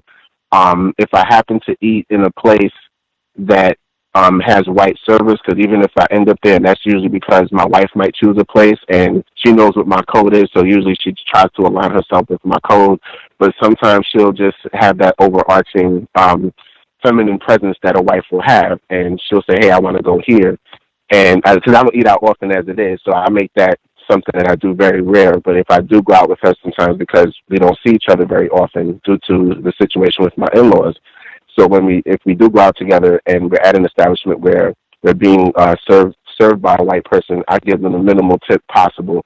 And like you said, in some cases I won't give a tip at all, especially if their service is subpar. Not saying that just subpar as far as how I'm receiving it, then they really might not get a tip at all. And that's something both myself and my wife do. So that's my code, and I agree with what your code is. As far as what you said, Gus, no problems for me on that, no pushback. I think you sound like we're in line with one another on that. So that's my answer to that question. Just to speak to the issue Rob brought up about, and you discussed as well in regards to our families. Man, my family is just completely annihilated by the system of white supremacy. I have one sister. It's just her and I. We don't speak. My mother and I haven't spoken since 2003, and ever since I was about, I would say 17. Actually, it started when I was 7 years old, but she started kicking me out of the house at 11. So we have had these off and on non-speaking periods where we won't speak for 5, 6 years, and then all of a sudden we speak for a couple, and we fall out. And the most recent time was 2003, and I said that's the last time I'm going to deal with anything to do with her at this point. And I'm still open if she makes any attempts at wanting to reconcile with me. I'm open to that, but I'm not looking for that. I don't need a parent at this point. I'm taking care of my son. That's all that matters. My father and I haven't spoken in an extremely long time, since about 2008, and we've had long periods of not speaking to one another as well. So I know exactly what he's speaking of, and it's tough, but it's something sometimes you just have to do it. I agree with Neely Fuller. Minimize contact to minimize conflict. That's something that I live by. That's something that I practice. And sadly enough, I have to practice it with the people who should matter most to me. But that's just life. You have to do what you have to do. I'm trying to make sure that my branch of the family tree is a counter-racist, less confused branch. And I've done so by collecting as much information, knowledge, books, CDs, DVDs, on the information that's necessary to elevate the consciousness of my descendants. And my son understands that it's his job to build on that library once I pass away. So that's my answer to the system of white supremacy based on my life experience.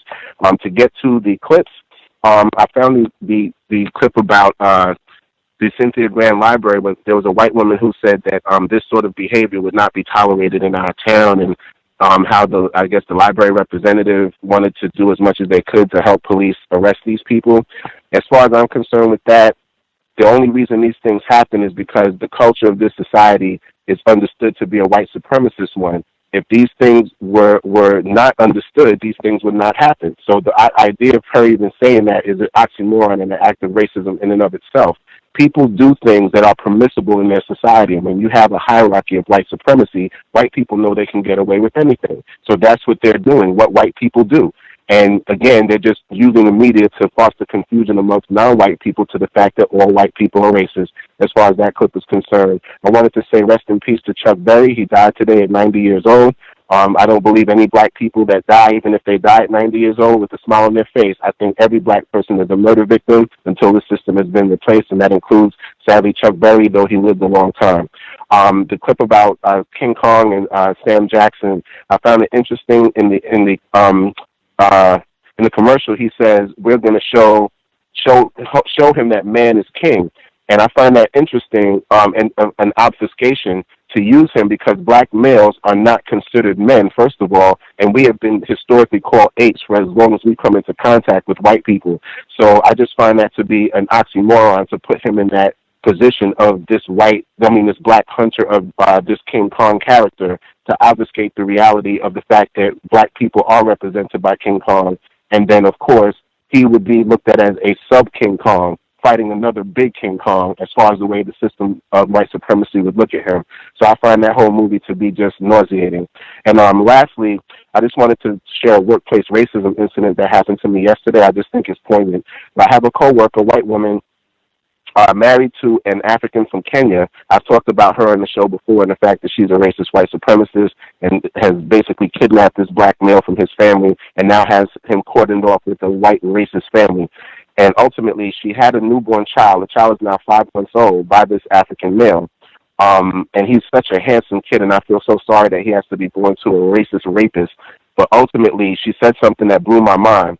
She said to me, we were talking, and she said, let me show you some pictures of him because he just turned 5 months and he's growing so fast. So she showed me these pictures, and he's just a beautiful young man. Looks just like his father, just a light-skinned version of his dad. And ultimately, she said, I feel kind of weird doing this, but it's the best analogy I can think of. And she's compared her own child to a dog. She said, I said, well, he's so happy, he's smiling in those pictures. He just seems to be a really happy kid. And she said, when I said that, it feels weird to say this, but you know how when you come home from work, no matter what your disposition is, that your dog is always happy to see you? She said, it's almost like that. That's how happy he is. And I looked at her and I was like, wow. You are literally, I've never heard any white person compare a white child by a white man to a dog. But yet this woman who's in a tragic arrangement is comparing her child by a black male to a dog. I've never even heard black people compare their children to dogs. So to look at her do that, it just blew my mind. But again, it didn't blow my mind in the sense that I understand she's a white supremacist, and even though she has this... 5 minutes? Well, sorry, my bad. No apologies. We will circle back around. I'm sure we'll have more time for you to finish up. All the other folks who have a hand up that we've not heard from, did you have commentary? Yes. We'll get the female caller first. Greetings, everybody. This is Emmy. I'm so happy to call in. I missed all of the clips. But it's because I went to the tribute for Dr. Francis Cress Welsing. So I just wanted to share that with you all. And I kind of geeked. I totally geeked because in it was very nice. It was packed. Lots of people, and they had children who, read poetry and essays. It was very nice. Spoke about Mr. Neely Fuller Jr.'s work, her sister, spoke at the end. Sabrina Johnson spoke. And they had, I forget the man's name, but he's the one that recorded all of the Welsing Institute. Danny Queen? When she spoke. Yes, Danny Queen. He was there, and he had all of these CDs of things, the institutes. And so, or the times that she spoke at the institute. So I will post all of that information. I took a couple of pictures. I'll put that on Facebook. And then there's another book that I was unable to get because I didn't have cash. Silly me, I should have had cash when I went. But I'll post the information to how to get that book that has a lot of information about Dr. Welsing, and her sisters have written pieces in it. And I think it's only a donation. I don't think it's actually a set price. But anywho, I'll make sure all of that information is on Facebook. I didn't get to see the whole thing because I accidentally lost my keys in my car while my car was running. So I had to deal with that. And then finding traffic in D.C. and it's raining and it's cold, all those things going on here. But what I did see, I was so grateful that I did go just to kind of be surrounded by all the people that Dr. Welsing was surrounded by. I geeked, however, because they mentioned the cows. So I made sure to clap really loud and give all this love for the cows so that people knew. Because they mentioned a couple things. I think somebody else has a radio show that Dr. Welsing might have spoken on. And I don't know that person. But I do know the cows, and I do know Gus T Renegade and the work that he does. So when they said the cows, I was like, woo! And clapped and everything so that all those people will make sure to check out the cows. because I think it's highly constructive work, extremely constructive work. I made sure to go and speak with Ms. Sabrina Johnson and inform her that that is how I got put on, so to speak, was through the cows. And then I actually said, hopefully, we will get to talk to you on the radio. So who knows? Maybe when Mr. Gus T Renegade reaches back out to her, she can come on and talk for a bit and share some things. With all of that, I'm so excited because I really, really, really, really wanted to go. And I did make it despite my difficulties and working overnight and all that stuff. So I'm on my way to the plantation. But one thing that I did want to comment on regarding these type of environments where we get together and we're supposed to be doing constructive work. Did I reach 5 minutes already? Oh, okay. Not quite. Okay, great. Is I understand why Mr. Neely Fuller Jr. says that these are non-constructive. He wasn't there. I was hoping he was there, but he was not there. And I understood why he was not there. Maybe for whatever reason, he could have just been like, that's not my scene. But I understand why these environments, and I used to feel that way, because it becomes it becomes a little less constructive and more about like kind of veneration or something like that. And in which case we're not really getting much done, and it becomes one of those things where we're saying, oh, I was there, oh, I was there. People were even getting like signatures, and I was like, I don't even understand that, like, getting things signed. Like, how is that replacing the system of racism, white supremacy with justice? But to put myself out there, I actually almost brought my code book in case Mr. Fuller was there to ask him to sign it, but then I said, no, that's non-constructive. Well, that's not going to do anything. That's just me kind of being like a fan, and who needs that? This is serious work, serious business. War is being waged against us. Who needs the signatures? Moving on. So I didn't bring the book intentionally for that reason. So when I saw it, I recognized that. Just to say, to be 360 with this, that it was beautiful, and in ways very constructive and in ways perhaps not constructive. And then I thought something else was very interesting as well. In the context of reading The Delectable Negro, how when people pass, I think Gus might have even said this yesterday, but, we're not really paying much attention to these people when they're here, helping them, pushing their work even, like in the case of Dr. Frances Cress Welsing, pushing her work, making sure it's proliferated all around the world all the time. But when they die, all of a sudden, now everybody shows up. And I don't know if that's a form of consumption, I don't know, but I wrote in my notes, when I took notes, I wrote Delectable Negro, because it made me feel a little bit like that, like in her death, there was some type of consumption, and there was no white people present, which felt so good. Maybe that's why I'm so happy, because I could be someplace where there are no white people. And then I think a female caller before me mentioned like the terminology. Very interesting that she said that, because one of the things is 5 minutes. Okay, fine. If there's time later. I tried. I really did try. Okay, thank you all so much for listening. Great effort. Hi, Jessica. Other folks that we have not heard from, if you have commentary, feel free. Can I be heard? Yes, sir.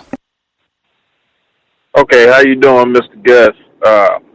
I've been listening to you for a while, but I had got disconnected because I was listening to you on Black Talk Radio.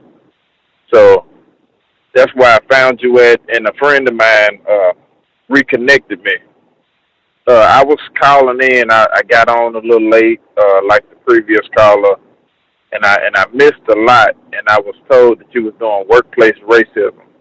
Well, I wanted to share an example of workplace racism that I've experienced. I definitely want to hear it. I just want to make sure we don't have confusion, and it's not anything that you did. You are absolutely correct. We do workplace racism, but it's Thursdays. It's every Thursday, 8 p.m. Eastern, 5 p.m. Pacific. Every Thursday, that is when workplace racism is, just because there's been lots of confusion for some reason about what day that's on. So it's Thursdays, every Thursday at the same time, 8 p.m. Eastern, 7 p.m. Central, 5 p.m. Pacific. It's Thursday is workplace racism. Now, feel free. I'm always eager to hear about workplace racism. Okay, before I even get into that, can you give me the days that you come on? We have 3 set days every week. Thursday, workplace racism. Friday is always the book club, same time, 8 p.m. Eastern. And Saturday is always the compensatory call-in that we're doing now. All of the other broadcasts, we just post a date and you'll know in advance for when that program will be on. Like we'll be on tomorrow. That's the Global Sunday Talk on Racism. That's already posted. The time, 3 p.m. Eastern. Just check the Facebook group. You can check Black Talk Radio. All of the other times are posted at least 24 hours in advance. Date, time, all that information. All right, sir. Thank you. I appreciate that. Well, my example of workplace racism is that I'm new to finding out a lot of stuff that's going on. Like I've always known about racism, but I wasn't very engaged because me being in an all black construct, I guess that's what I would call it, the neighborhood, schools, and what have you. So I'm going along, and I've been reading a lot, and a young white guy, younger than me, asked me, why am I reading? Well, he didn't know what I was reading, but it was a colorful book. It was actually a book on numerology, what I was checking out. But just the fact that I was walking around reading when none of them read anything, it was a problem to him. So he had to mention that to me. Why are you reading that? You at work. You don't need to be doing none of this. I say, well, because he told me it was a children's book.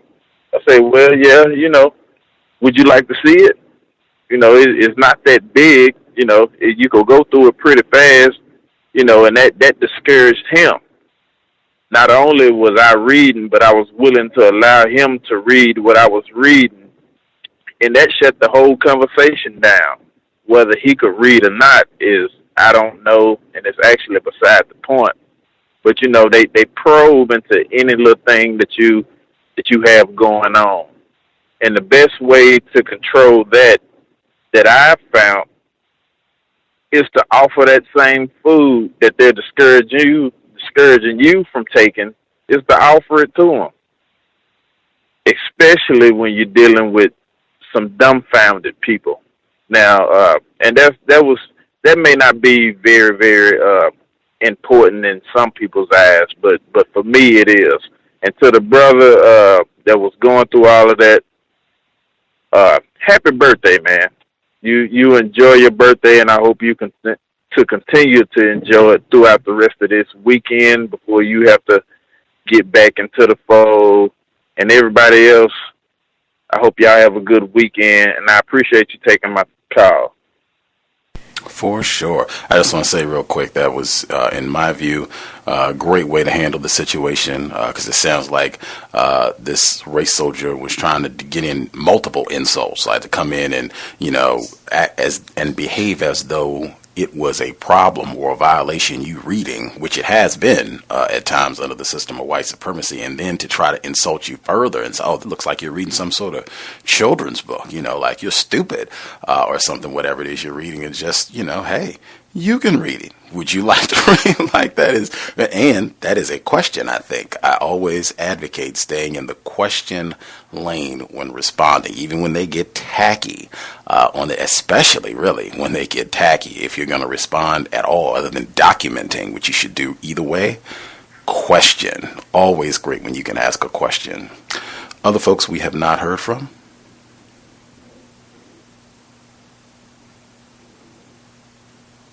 May I be heard? Yes, ma'am.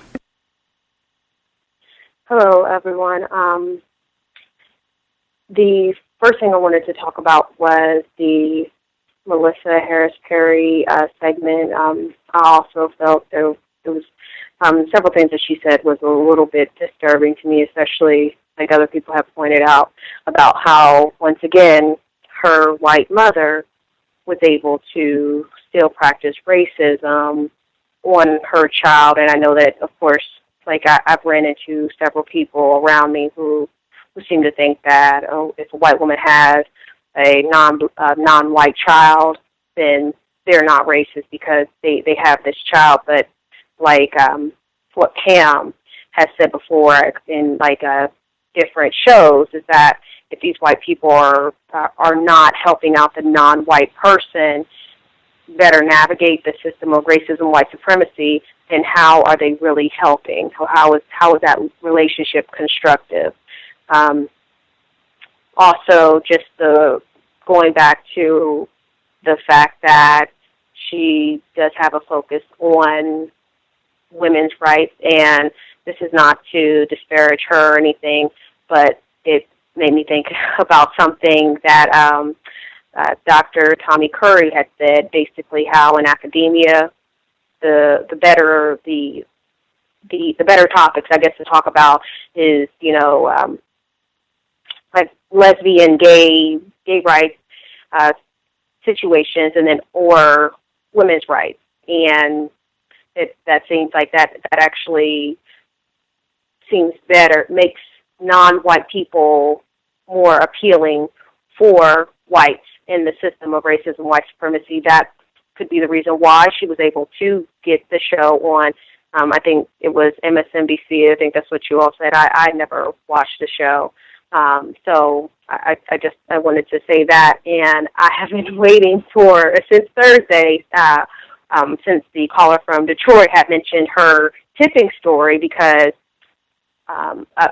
within this past couple of weeks, I was out at a birthday dinner at a white-owned establishment. It's a national chain restaurant, and I was with a group of non-white people, black people. It was for a birthday dinner for one of my relatives' girlfriends, I guess, and we had gotten terrible service. I finally decided, after almost 2 hours of some people not getting their drinks, some people got appetizers.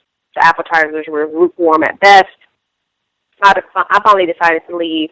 My family ended up talking me into coming back because the restaurant decided they would basically kind of give us a free meal. They gave us like these little coupons to get like $15 off the meal. And since the restaurant was kind of cheap, they had like cheap entrees. I decided, okay, I'll basically get like almost a free meal. Well, I say this because it was, I mentioned the story because I've mentioned before how I feel like white women, their job is to decrease our victimization and increase our tolerance of racism. And we had a white server. It was a white female. I think she was probably in her 40s, maybe early 50s. And she was the one who really couldn't tell us anything about the menu. Just getting terrible service. And when we finally decided, after just the problems that I already said, we finally decided, okay, well, let's talk to a manager because this is kind of ridiculous. She starts to cry, and I was just so disgusted. And some of the people at the table, like there's some of my family members, they were somewhat comforting, like, oh, well, it's not your fault. They should have got you help and this, that, and the other. I felt like she could just be practicing racism. How could this individual, if we have a large party, not want to provide us, not ask for help if she obviously cannot handle 20-plus people? So I just felt like she's practicing racism, and by her crying, it's almost making it seem like we should feel sorry for her when this is her job. So it took all of me not to say something very rude and nasty and probably sprinkle a couple of cuss words in there too, because I was just completely disgusted. And I say all this because there was at least one person at the table who somewhat agreed with me about the tipping situation, and me and my relative had spoken about it before, how we don't really like to tip white people. And for me, because of me listening to the show and also reading Mr. Neely Fuller Jr.'s book, not to help white people, and we have more important things to do. I felt like I don't think that we should. I feel like, also agreeing with Gus, if they provide, I guess, decent service, then maybe 10 or 5%. If they're terrible, like what we had, don't give them anything at all. So I just wanted to, share that. Thank you for listening. I'll mute myself. Can I be heard? Yes, sir. Awesome. This is Ken Steele, and I am in, I think, Santa Ana right now. And I just wanted to kind of touch on the tipping schedule or the tipping question. The schedule that I use for tipping is that victims of racism who are serving me, regardless of the service, they're going to get 20%. Non-victims of racism, suspected racists, they are going to start at 10%. And I keep a mental note of if I've had any sort of difficulties or problems. And I use this schedule for restaurants where I know that I will not be present in.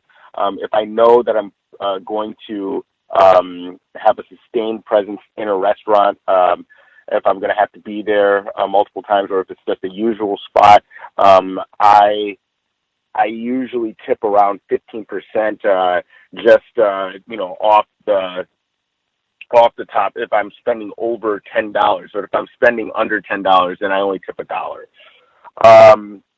When it comes to and I wanted to touch on another topic that we discussed during workplace racism.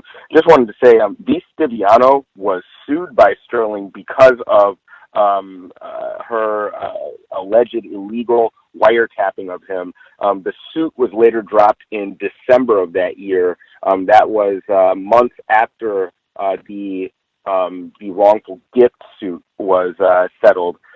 That was settled in April of 2015. So for a large part of the year, V. Stiviano had to contend with potentially facing trouble for her recording of Donald Sterling, but it was later found. It was later just dropped. One thing that I wanted to say that I've noticed over the past week a lot is that suspected racists are, or I can just, I don't want to name call, but I think that these people are racist. People like Ben Shapiro and Milo Yiannopoulos, they're getting shared by a number of victims of racism that I like and respect. But I think that these people are very misguided in some of the sources of information that they're coming into. This reminds me of how Alex Jones used a number of victims of racism to appeal to other victims and to get them to share their clips on their websites. What they're doing is they're using anti-abortion and anti-trans rhetoric to appeal to victims of racism. And, I'm not going to say that victims of racism aren't victimized by these two topics, but they've selected these two to begin making victims of racism think that these people are trustworthy sources of information and that they're not racist. I just want to remind all listeners that Ben Shapiro and Milo Yiannopoulos are part of a white supremacist apparatus on the internet that is largely responsible for the election of Donald Trump and the proliferation of very racist materials to lawmakers and media figures. One thing that I'm also noticing that's going on online with victims of racism is that there's a lot of what I'm calling open-ended trolling. So they will bait other victims into endless bickering and discussions by posing open-ended questions about issues and topics that make victims of racism that cause them to argue. And one topic that I'm seeing being used a lot is the gender topic. Posts will start out like with prompts like name reasons why you think black men and black women don't get along, or are there any race of men that treat their women as badly as black men treat their women. And of course, this will be followed by a torrent of disturbed victims of racism arguing with other victims of racism, and it's not good. Just be on the lookout for that. And then finally, that is 5. If we have time, we'll make sure to come back so you can get in your other commentary as well. That is very sensible tipping code from Mr. Steele. Other folks that we have not heard from, if you have a hand up and we have not heard from you at all, you should speak now. Have you heard? Greetings, Thomas in New York. Greetings, Mr. Gus. Greetings to all callers, my counter-racist family. Happy Dr. Wilson Day. It's Dr. Wilson's Earth Day. I had a few things I wanted to add in. Tips. That's in New York, they kind of have a trick they pull where they add it in automatically to your bill, and then there's an extra line. It was added in as the gratuity, but there's an extra line next to the gratuity for a tip. So a lot of times people will pay a tip twice in New York, not realizing. Back when I first started dating in the city, I did that quite often, and then I figured out the little scheme they were running. So just to say a tip, according to the dictionary, is a piece of inside information, especially to the advantage of the person getting it. And a gratuity is a free gift, a present, a donation that is often given without compensation or equivalent. So, really, tips are not the best words to be using. So I would say, if you get a bill and it says tip, why don't you write something that's probably to the waiter's advantage you want and see what happens. White people do all the time. They tip with go back to your country or a nigger or something like that in the tip box. And that's how they tip. The last clip you played was funny. That little girl already had such codification. I thought it was great. It sounded a lot like that retired Chris Rock clip. About an uncle. Hates white people, married to a white woman. Like that type of thing. And I find a lot of so-called militant blacks to have white wives, or white children with white women, which I find very interesting. As far as this week for me, I just wanted to say I was at working in the emergency room the other night, and from the time I walked into the door, there's a black man in the room screaming, "Help! Help! Help! Help!" So they had the door closed and the lights out, so you couldn't really see. And then a couple of nurses went to the door and told him, keep it down, and they'll let him go once he calms down. And they had him strapped to a bed. So of course, I got nosy, so I went and looked. He was strapped to the bed, and he only had on his boxer shorts.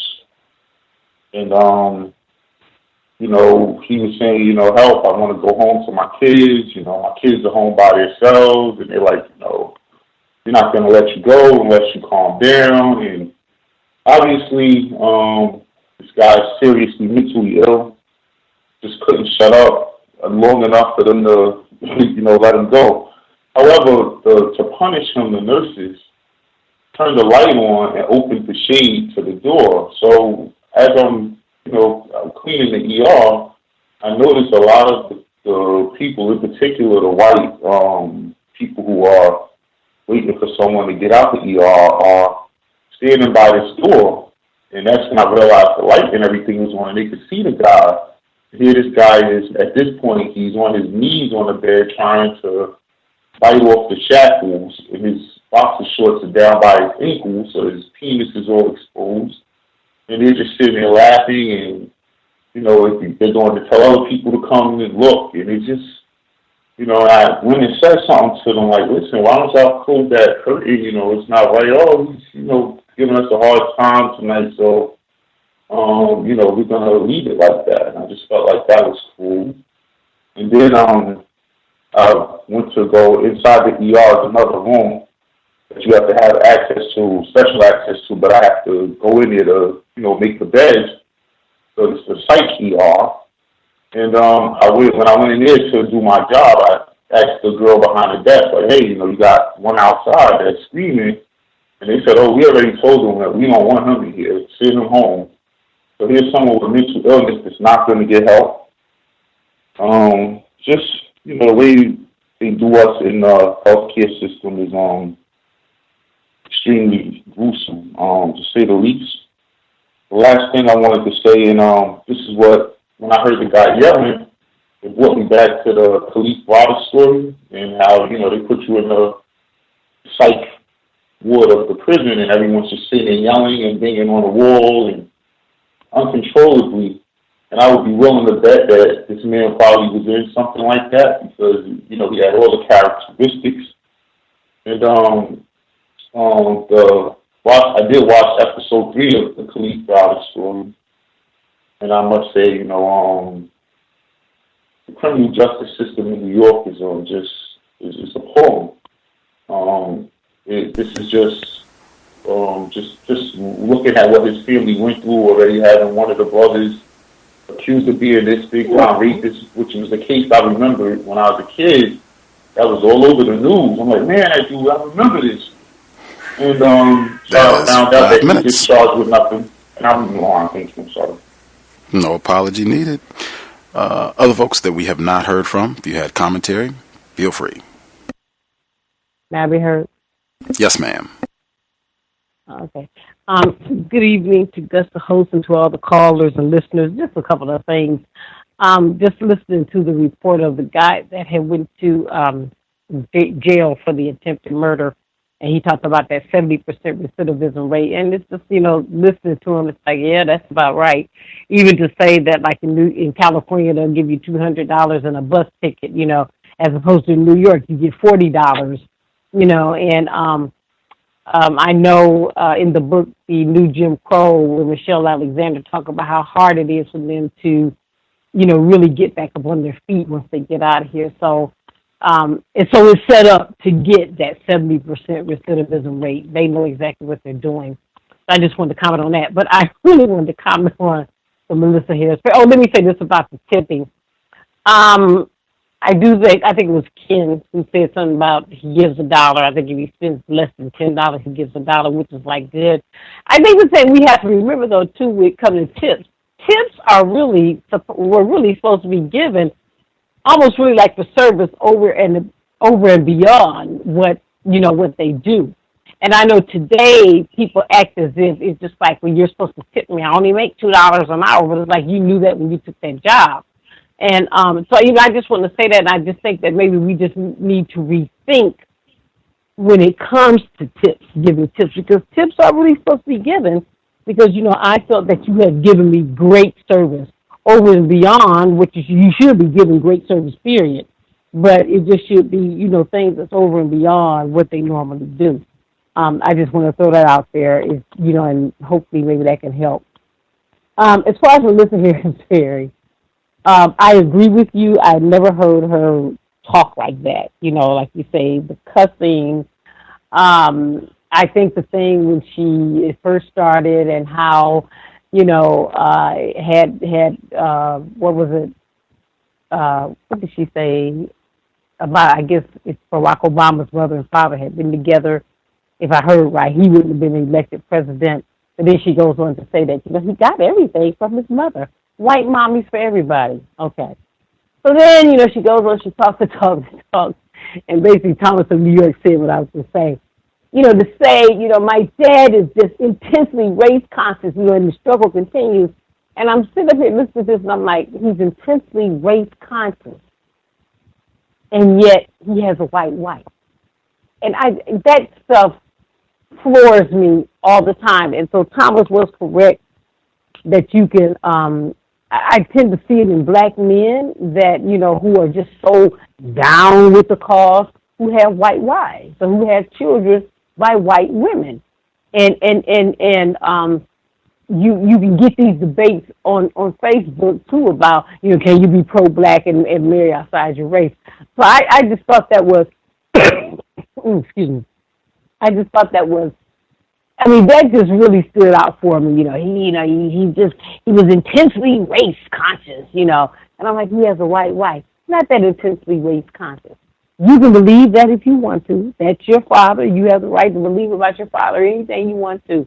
But I'm just like, no, he's not as race conscious or intensely race conscious as you may want to think that he is. And from what she says, her mother was telling her about giving her a mirror and making sure you're looking down there and know what it is. And it's, I'm sitting back and it seems to me that's probably what something a white woman would be talking about. And we just know if that's the conversation, she wasn't helping him in this intense race consciousness that her father was supposedly to have. So I just thought that was just very, it just stood out to me. It really did just, stood out to me. And I do agree, though, listening to her, it's just like, I don't ever remember her sounding anything like this, or cussing, even sometimes the high shrillness of her voice and anything like that. So I just wanted to mention that. With that, I'll mute my line. Thanks for taking my call. Can I be heard? Yes, sir. Yes, sir. Greetings to you, the host, the callers, and the listeners. I wanted to respond to something one of the female callers said a little earlier about when she went to the Welsing Institute to honor Dr. Welsing, Dr. Francis Welsing, that she was surrounded by black people and that there were no white people present. And I think she was saying that she felt a calm or she felt happy, something along those lines. And I just wanted to say it really is calming to be around just black people and to not have white people present at all. When I had spent some time in Ghana, for maybe 3.5 months out there, for the first 3 weeks, I didn't have to see a single white person. And it was the only time I had ever experienced that in my entire life. And it was the most amazing thing that I had ever experienced. White people just being around, they're already opposing you. They're already trying to, or they're already actually doing something to you. They're doing something to harm you, to kill you. And when they were not around, even though I could see the pictures of them on billboards and stuff like that, and I could feel their presence as far as the laws and the way people act, them not actually physically being in my visual, where I could see them, it was very, very, very comforting. Another thing is I think we should study Vietnam strategy, how they defeated America. I was watching a documentary, and they were saying that the people of Vietnam, they studied the game of Go, where they said the strategy of the Vietnam people was that they surrounded the white people, as in they didn't allow the white people to get in big groups and kind of where it's just solely non-white area. It was always mixed. So whenever the white people were bombing areas, they were often having to hit their own people also. So it's kind of like you're making the white people or the racists pay. They still have to take casualties if they're going to take us out.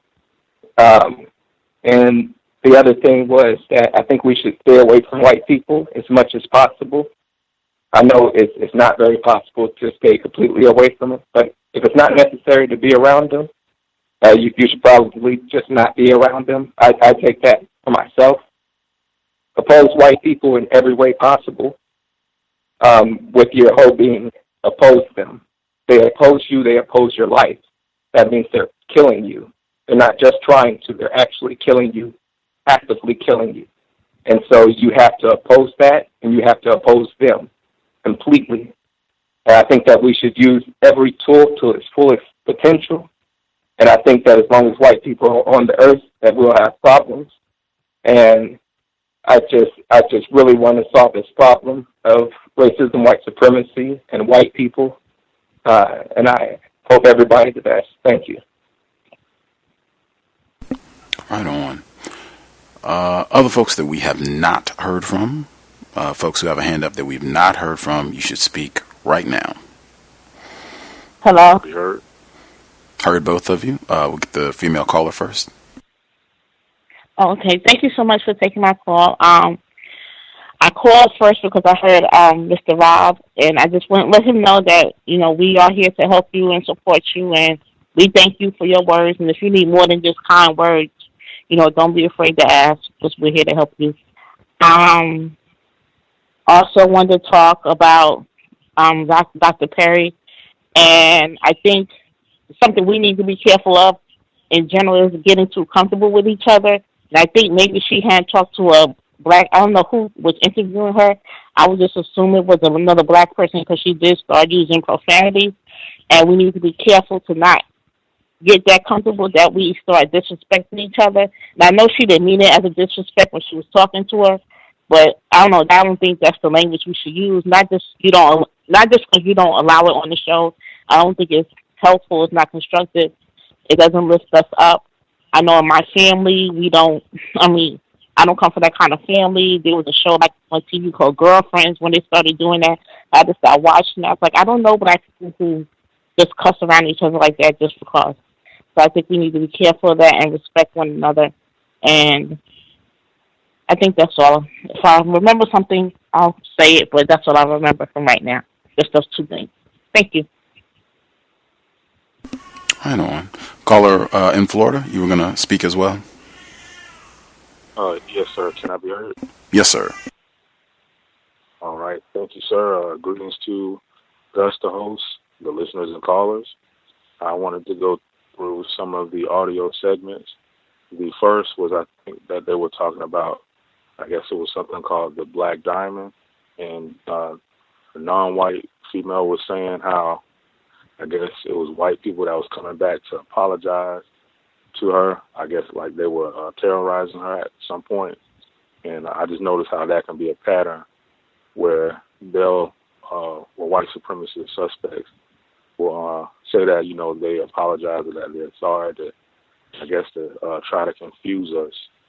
But the next one was, I think it was the dating segment or the online dating, where the guy from out of Alabama, he sent the message to the white person, and the statement, like another phrase that I'm starting to pick up on, is that they'll say, well, we'll continue to not tolerate racism of any kind. I don't think they never really explain what that means, because I noticed that they'll say that too in the I guess statement release. It'll either be that or, you know, not tolerate, or there is no place for this, or no, there is no place for racism. So it just sounds very vague. And the next was it was a guy. I think that was the guy who usually, I think he may be incarcerated. Gus, what was the black male's name? Flores Forbes. He was in the Black Panther Party. Okay. Yes, sir. All right. I think he was the guy that I was mentioning, how we are under an oppressive system, and it was interesting how he listed the different aspects of it. And, you know, I understand BGQ, but he ended it, I believe, with the LGBT thing, and I found that interesting. How I noticed how a lot of people, white, non-white, will constantly compare the plights of non-white people under racism with the thing with the LGBT. And, you know, I'm for people not being mistreated, but I'm just noticing that comparison pattern. And the last of all was the King Kong film, or that segment. And, you know, I was thinking about how Dr. Wilson was mentioned. I wonder, like, has she ever analyzed that segment the part of that movie, the famous building scene, like climbing that building structure, because I know she talks about or has talked about like tall structures having like a sexual connotation to it, and you know him climbing that tall building, you know, a bunch of white planes. He's swatting at white planes, holding a white woman. You know, I thought that was a Wilson moment. I don't know if she's ever analyzed it, but you know, I was thinking about that when that audio was playing. In the end off, there's a wrestler. I don't know if you've heard of her, Gus. They named her Awesome Kong. You could put it in Google and see what the wrestler looks like, a female wrestler. And you know, it's interesting how they can take names of certain movies and apply it to black people. So I thought that was interesting, and that's all I have for now. Thank you. Wacky. Fascinating. I'm looking at the images now. Other folks who have commentary that we've not heard from, lines should be open. Feel free. Yeah, Heard. Okay. Hello? Yes, we can hear you. Yes. Oh, hi there. Hi, Gus. Greetings to all the callers. I just want to say this is a very happy day. I've been kind of cheery all day, just thinking about Dr. Frances Cress Welsing. I spent a lot of the day listening to older podcasts from the cows. I listened to episode 20, her 20th visit, rather, at the cows today. That was such a thorough episode, and so that really, really encouraged me.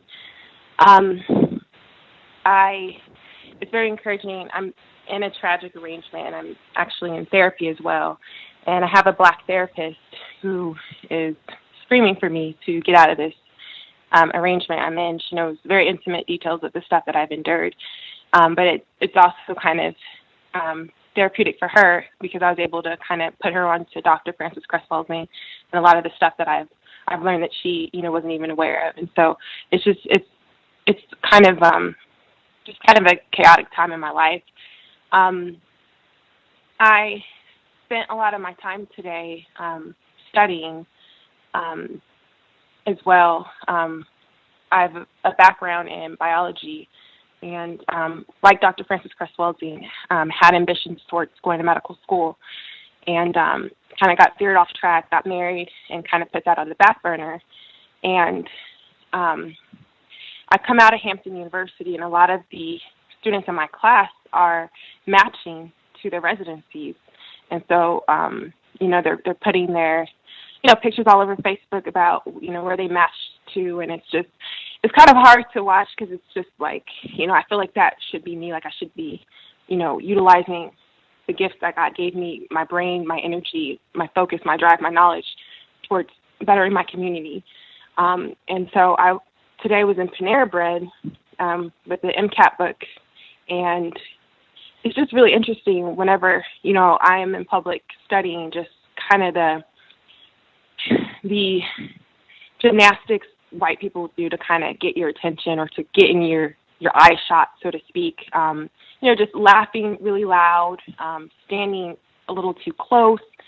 You know, just I really make it hard for anyone to make eye contact with me when I'm studying. So I'm always, my vision's always straight down. You know, sometimes I'll have my hand on my head looking down, and they're just so bold. They'll tap you on the shoulder, like, "What are you reading? You know, what are you looking at? That's a big book there." It's very invasive, and it's very telling.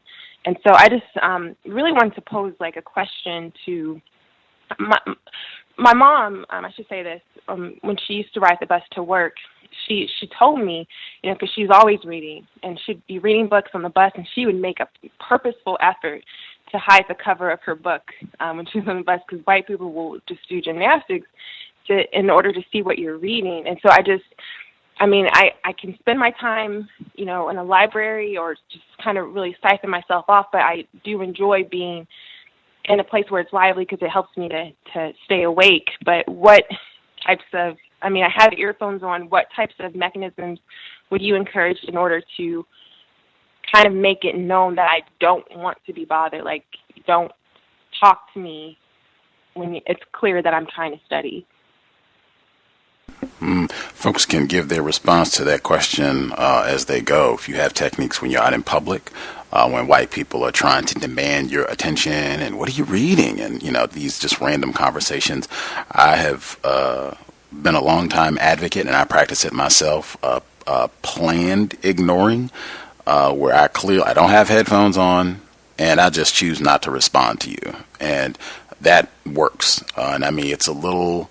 I think it just takes some practice because it's not normal to just not respond to people if they speak or what have you. But if I'm by myself, I'm reading, and this is clearly not a constructive conversation, and or I'm just not interested in talking to you right now. I'm studying, I'm reading my book, or I'm doing whatever. I just don't say anything, and that normally works. Like, they'll give it one or two goes, and then after they don't respond, no good nigga, and they'll just go about doing whatever they do. But I'm a big advocate of just planned ignoring. I do not have to, if I'm not on my job or what have you, I'm on my time. I do not have to say a word. I don't even have to look in your direction, and generally that works with no problem. There was another female caller who spoke up simultaneously. Were you going to comment as well?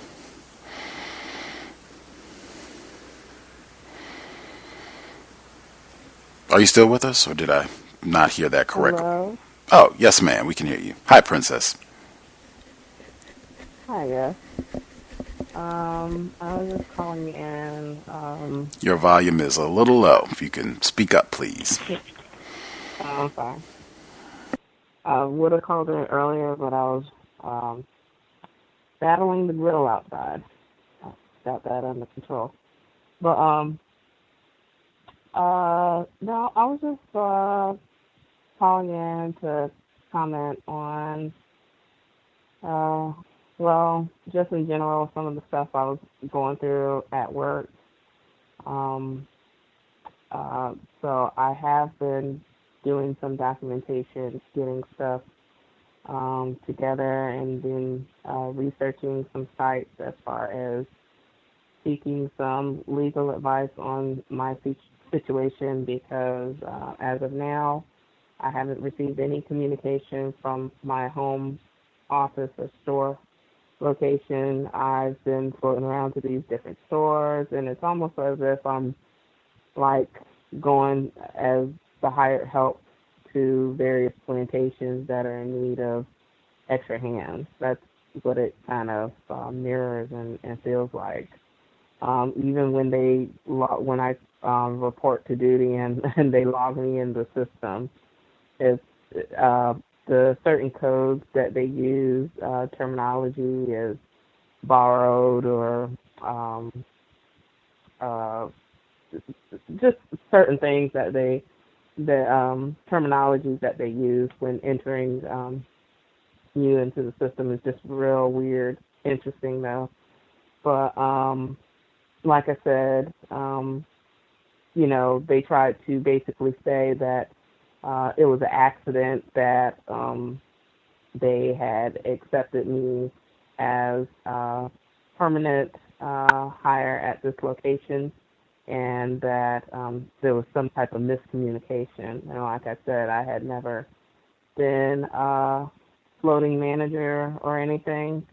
I was hired as a manager when I first applied, so I had to travel almost close to 50 miles between several locations at each time throughout last week. And I'm having to travel, 30 miles to tomorrow to this other location out in Marion Oaks. And so, again, all this coming out of my pocket, and I haven't received any word on anything. But I've just been pretty cool and chill about it because, like I said, I know what's going on, and I know I didn't do anything, so I don't have anything to worry about. But it's just frustrating to see how, white people can take things upon themselves to try and inconvenience black people in their lives, and really just that feeling of being powerless to some degree, and no matter what we do as us being codified and trying to read anything to counter racism, it just seems like it's to no avail.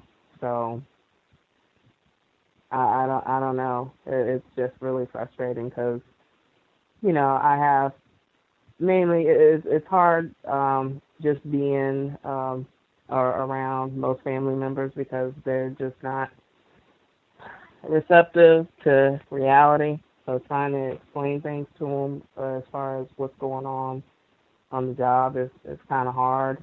So I try and usually keep that to myself,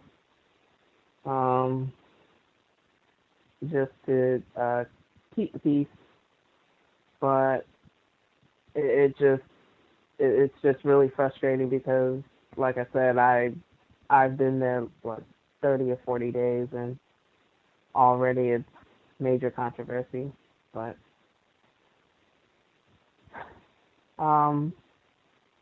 another thing I'd just like to touch on is that, I don't know, there's something that's been on my mind is about, parents and having illegitimate kids that you don't care about, or just don't have interest in seeing your offspring, prosper in any way. It just seems like it's generational that, people get together and have children and, they just send them out into the world and expect, them to somehow survive without giving them any type of tools or resources. And especially for Black people, like we have parents and people in our former generation that fight amongst each other to even fight against their own children to keep them 30 seconds. Them from. Okay, go ahead. You sure? I'm positive. We should have time. We'll come back. I know a couple other folks had additional commentary as well. Folks, we have not heard from at all. You should speak up now if you have a hand up, and we have not heard from you. Can I be heard? Yes, sir. Okay. Greetings, Gus, and greetings to all the callers. Rob in Wisconsin, we're going to be praying for you, brother. Under the system of white supremacy, any of us can be in those situations of that what you're in. So keep your head up, and we'll be praying and thinking about you. In regards, I wanted to comment about the Melissa Harris Perry clip. I'm the same person that, not interested and not a big fan of hers. But when I heard that clip, just like you guys, I was like, wow, that was interesting. She still sounded kind of irritating to me, but at the same time, she did drop some things that I was kind of listening to in regards to making sense, because she mentioned that if you get rid of Donald Trump tomorrow or the next 4 years or so, the system will still be here. She mentioned the same thing about Dylan Roof, who will be executed soon. You kill Dylan Roof, white supremacy will still be here. So I thought that was quite interesting. In regards to the comments about, I know as far as her father being a Black militant or a race-conscious man with a white wife, I thought about the conversation you had with the non-white Black male in Brazil that was talking about some of the militant writers in Brazil married to white women. So I thought about that conversation when that came up. And also too, I wanted to comment. I went to the event that you advertised on the show in Chicago, the white supremacy seminar that it was called. The thing was that I didn't find it, too productive. I think the presenters kind of had their. Well, I would say this: the one good thing was they both. There were two presenters, a black female and a black man, and generally they both gave definitions of racism, which was a good thing. If you're going to talk about, just like on the show, you're going to talk about racism, give your definition. And they gave their definitions, and it was like, So the first presenter presented her definition as racial prejudice plus white people misuse of a system or institution. So it was kind of confusing. The second presenter even had a more vague definition, and he said racism is the practice of white supremacy. So I was like, wow, okay. And it was just, it was just very, very vague, and to me it kind of, I don't know, maybe other people found it interesting, but I didn't find it too interesting because it was not very clear. I saw you posted on the COWS Facebook page Dr. Welsing's definition, and that's a definition that should resonate with a lot of people, also including Neely Fuller's definition of white supremacy. So didn't find it too productive. Like I said, maybe somebody else got something constructive out of it, but I really didn't. So that is my report from that conference from last week. That's all I have. I'll be my last.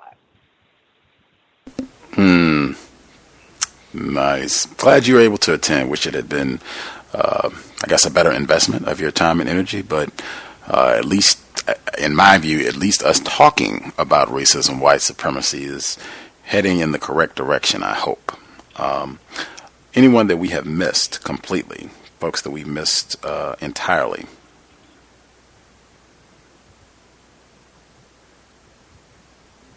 Did we get everybody? Everybody who dialed in with a hand up? Spectacular. One of our listeners in the Missouri area, he said, hearing about the passing of the great Chuck Berry is most interesting to me since I already watched the 1985 film Back to the Future, where Michael J. Fox goes back to 1955, and it's implied that he, Michael J. Fox, suspected racist, inspired Chuck Berry's music and style. White people have to take credit for everything. Absolutely. Other folks, we didn't miss anybody. Making sure no lollygagging, wait until the last minute. Spectacular. Any of the folks who had a final comment that they wanted to get in, you can take 60 seconds. I think Princess might have had an additional comment. I think Mr. Steele. Can I be heard? Can I be? Let's see. We'll get Mr. Steele first. You want to get your 60 seconds? Sure. I just wanted to say that finally, there was reports that Amy Schumer and her latest Netflix special has been receiving less than stellar ratings. And I noticed that a number of suspected racist females were going to great lengths to defend Amy Schumer against attacks that were, quote unquote, categorized as body shaming, which is interesting because these same Amy Schumer fans seem to have no problem with her race shaming and her constant gender bashing. So it's just very interesting that they would not support comedy going in a certain direction when it's directed toward suspected racist females. Her ratings for that special, by the way, were so bad that it inspired Netflix to do away with their star rating system and go to a thumbs up, thumbs down system. Also, I just wanted to say that beware of there's a proliferation of stock market and scams that are going around with black people. If you see any posts about pay to learn how to trade commodities or how to trade options or binary options, please stay away from those. If you are interested in learning how to trade, you can learn that for free on a website called BabyPips, babypips.com. I have no affiliation with that website, so I'm not advertising for them or anything like that. Just letting you know so you don't get robbed of, $200 to $500, which they normally charge for these services. Thank you so much. For sure. The male caller who spoke up simultaneously, were you going to comment? Yes, I was wanting to ask you a little bit more about this incident that happened with Van Jones and this white woman where he was called a house nigger, and I was wanting to know what was your viewpoints and all of the callers that's going to be left in these last few minutes. What was your comments on that, and how did you feel when you found out about this particular situation? And I'll put myself on mute. This is the first I've heard of it, so I'd have to get more information just based on what you shared. It sounds like the type of thing that happens on a regular basis. White people name calling the non-white people. Now, I don't know the context of why this white person was calling Van Jones a quote-unquote house nigger. I can say that I have heard white people use those type of insults before. Like, I've heard white people call other black people Uncle Toms and sell out. Like, Clarence Thomas is a real popular one. Justice Thomas, where I'll hear white people. I think a white person got in trouble recently for calling him Uncle Thomas, and then he had to go. I think he tweeted it, and then he had to retract what he had said and what have you. I do not accept any criticisms of a white person if that was the context of any non-white person. If you want to criticize somebody about racism, white supremacy, you can start with the mirror, you can start with your children, you can start with your parents. I'm sure there are tons of white people that live right where you do, if not in your same house, and you can critique their effort at dealing with racism. That's just a tacky illustration of white supremacy in my view. That's all I would have to say about it. Anybody else have an additional comment that they wanted to get in? Or I think we had a question from Jessica about how you deal if you're out in public and whites are spying and snooping on what you're reading or what have you. Anyone want to respond to that either also? Can I be heard? Yes, M.A. Fantastic. I wanted to comment quickly on the tipping. I don't tip. I don't care. It was weird at first because I felt like I was just being, and by when I say I don't tip, I mean I don't tip white people. I felt like I was being judged, or I was like that black person who doesn't tip, but whatever. That's my money that I work really, really hard for, and I'm not giving it to white people unless I have to. And tipping, I don't have to, so I'm not. And I usually feel like I can feel the racism anyway. I'm the one in Virginia, so it's like, for all I know, who knows what you really did? You know what I'm saying? So I don't feel no type of way about it anymore. I don't tip white people, period. I don't do anything for white people that I don't have to do. And it's hard at first because it's not necessarily how I was, quote, unquote, raised, but that's who I am now. I'm not doing anything for white people. I keep my books covered, for Jessica's question. I keep my books covered, but I also ignore white people. Again, it felt weird at first because it's just not really natural to me to be that way. But I don't. Like, even if they smile at me, look at me, I've even trained myself to just get, to have my mean girl face. Like, what? Just so you understand that it's not working on me. I see right through all of your racist tactics, So that's just my code. But also I wanted to say something to Ms. Jessica. It's never too late. It seems like you already have your prereqs. So if you're looking at people getting matched with their residencies, so what?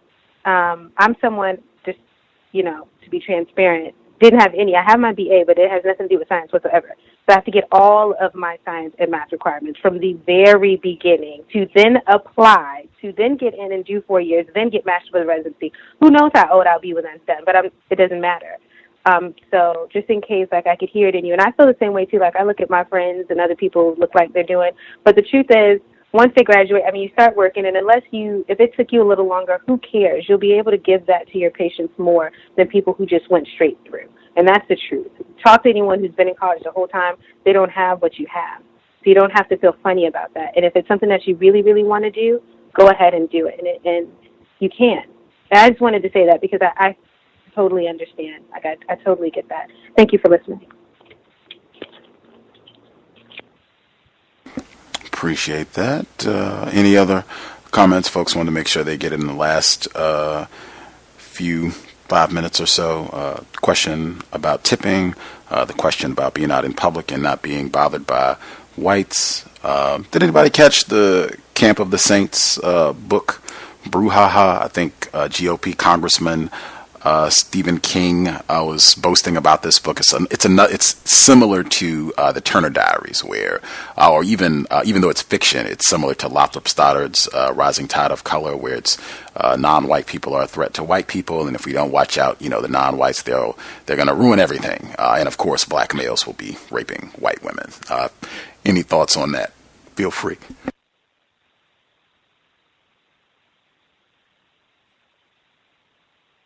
Can I be heard? Yes, sir.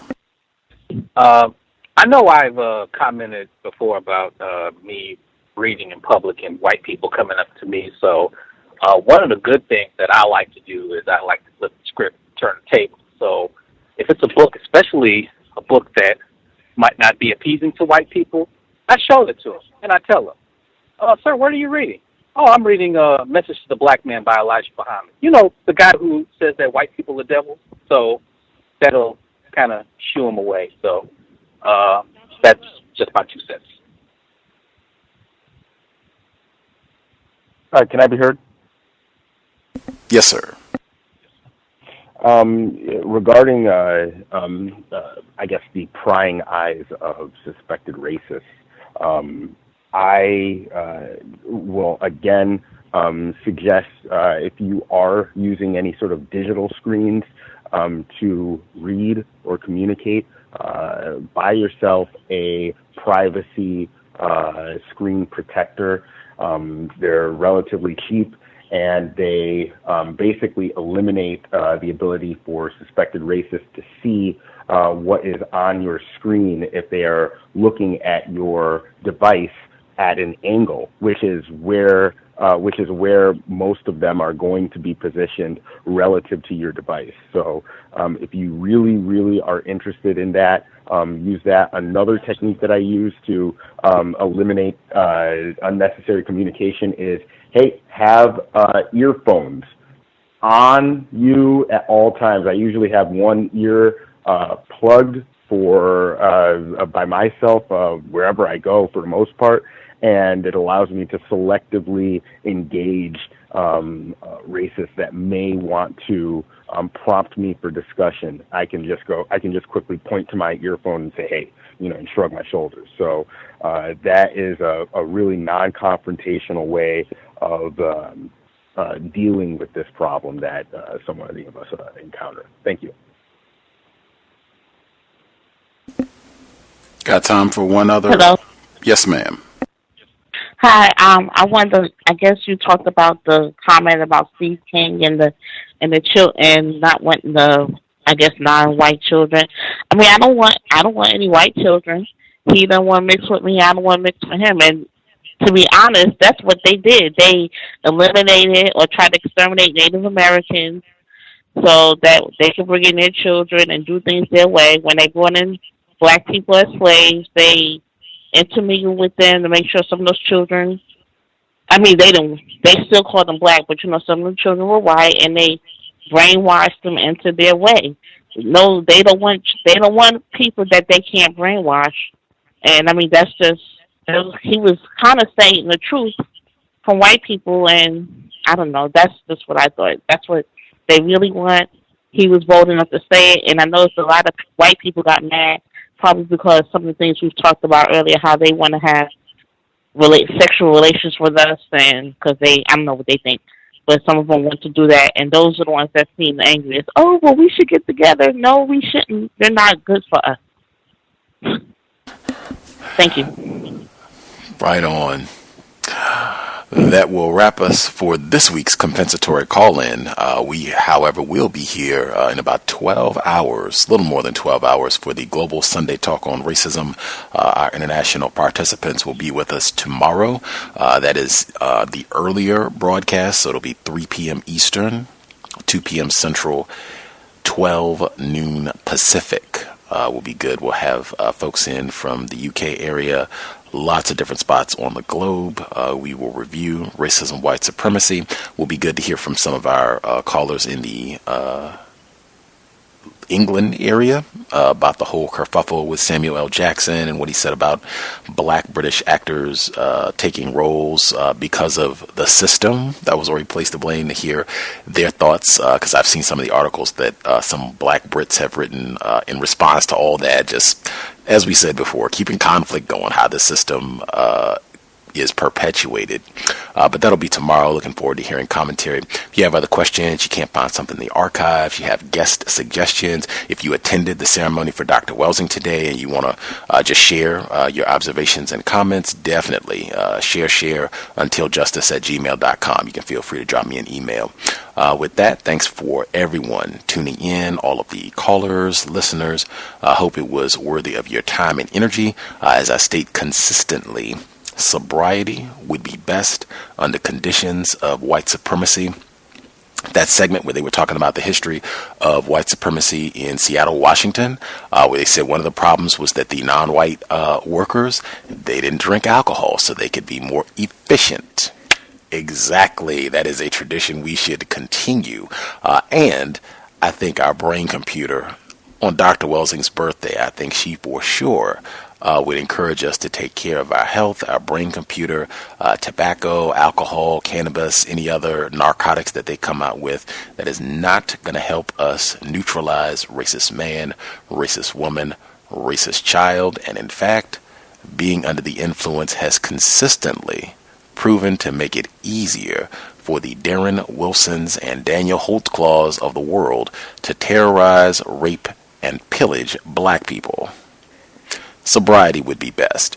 That said, Creator, we ask that you help us remain patient with other black people. Victims of white supremacy, we ask that you help us remain patient with ourselves.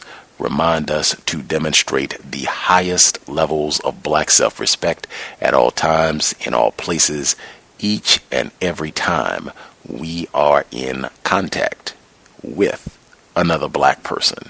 It has been time. Replace white supremacy with justice immediately.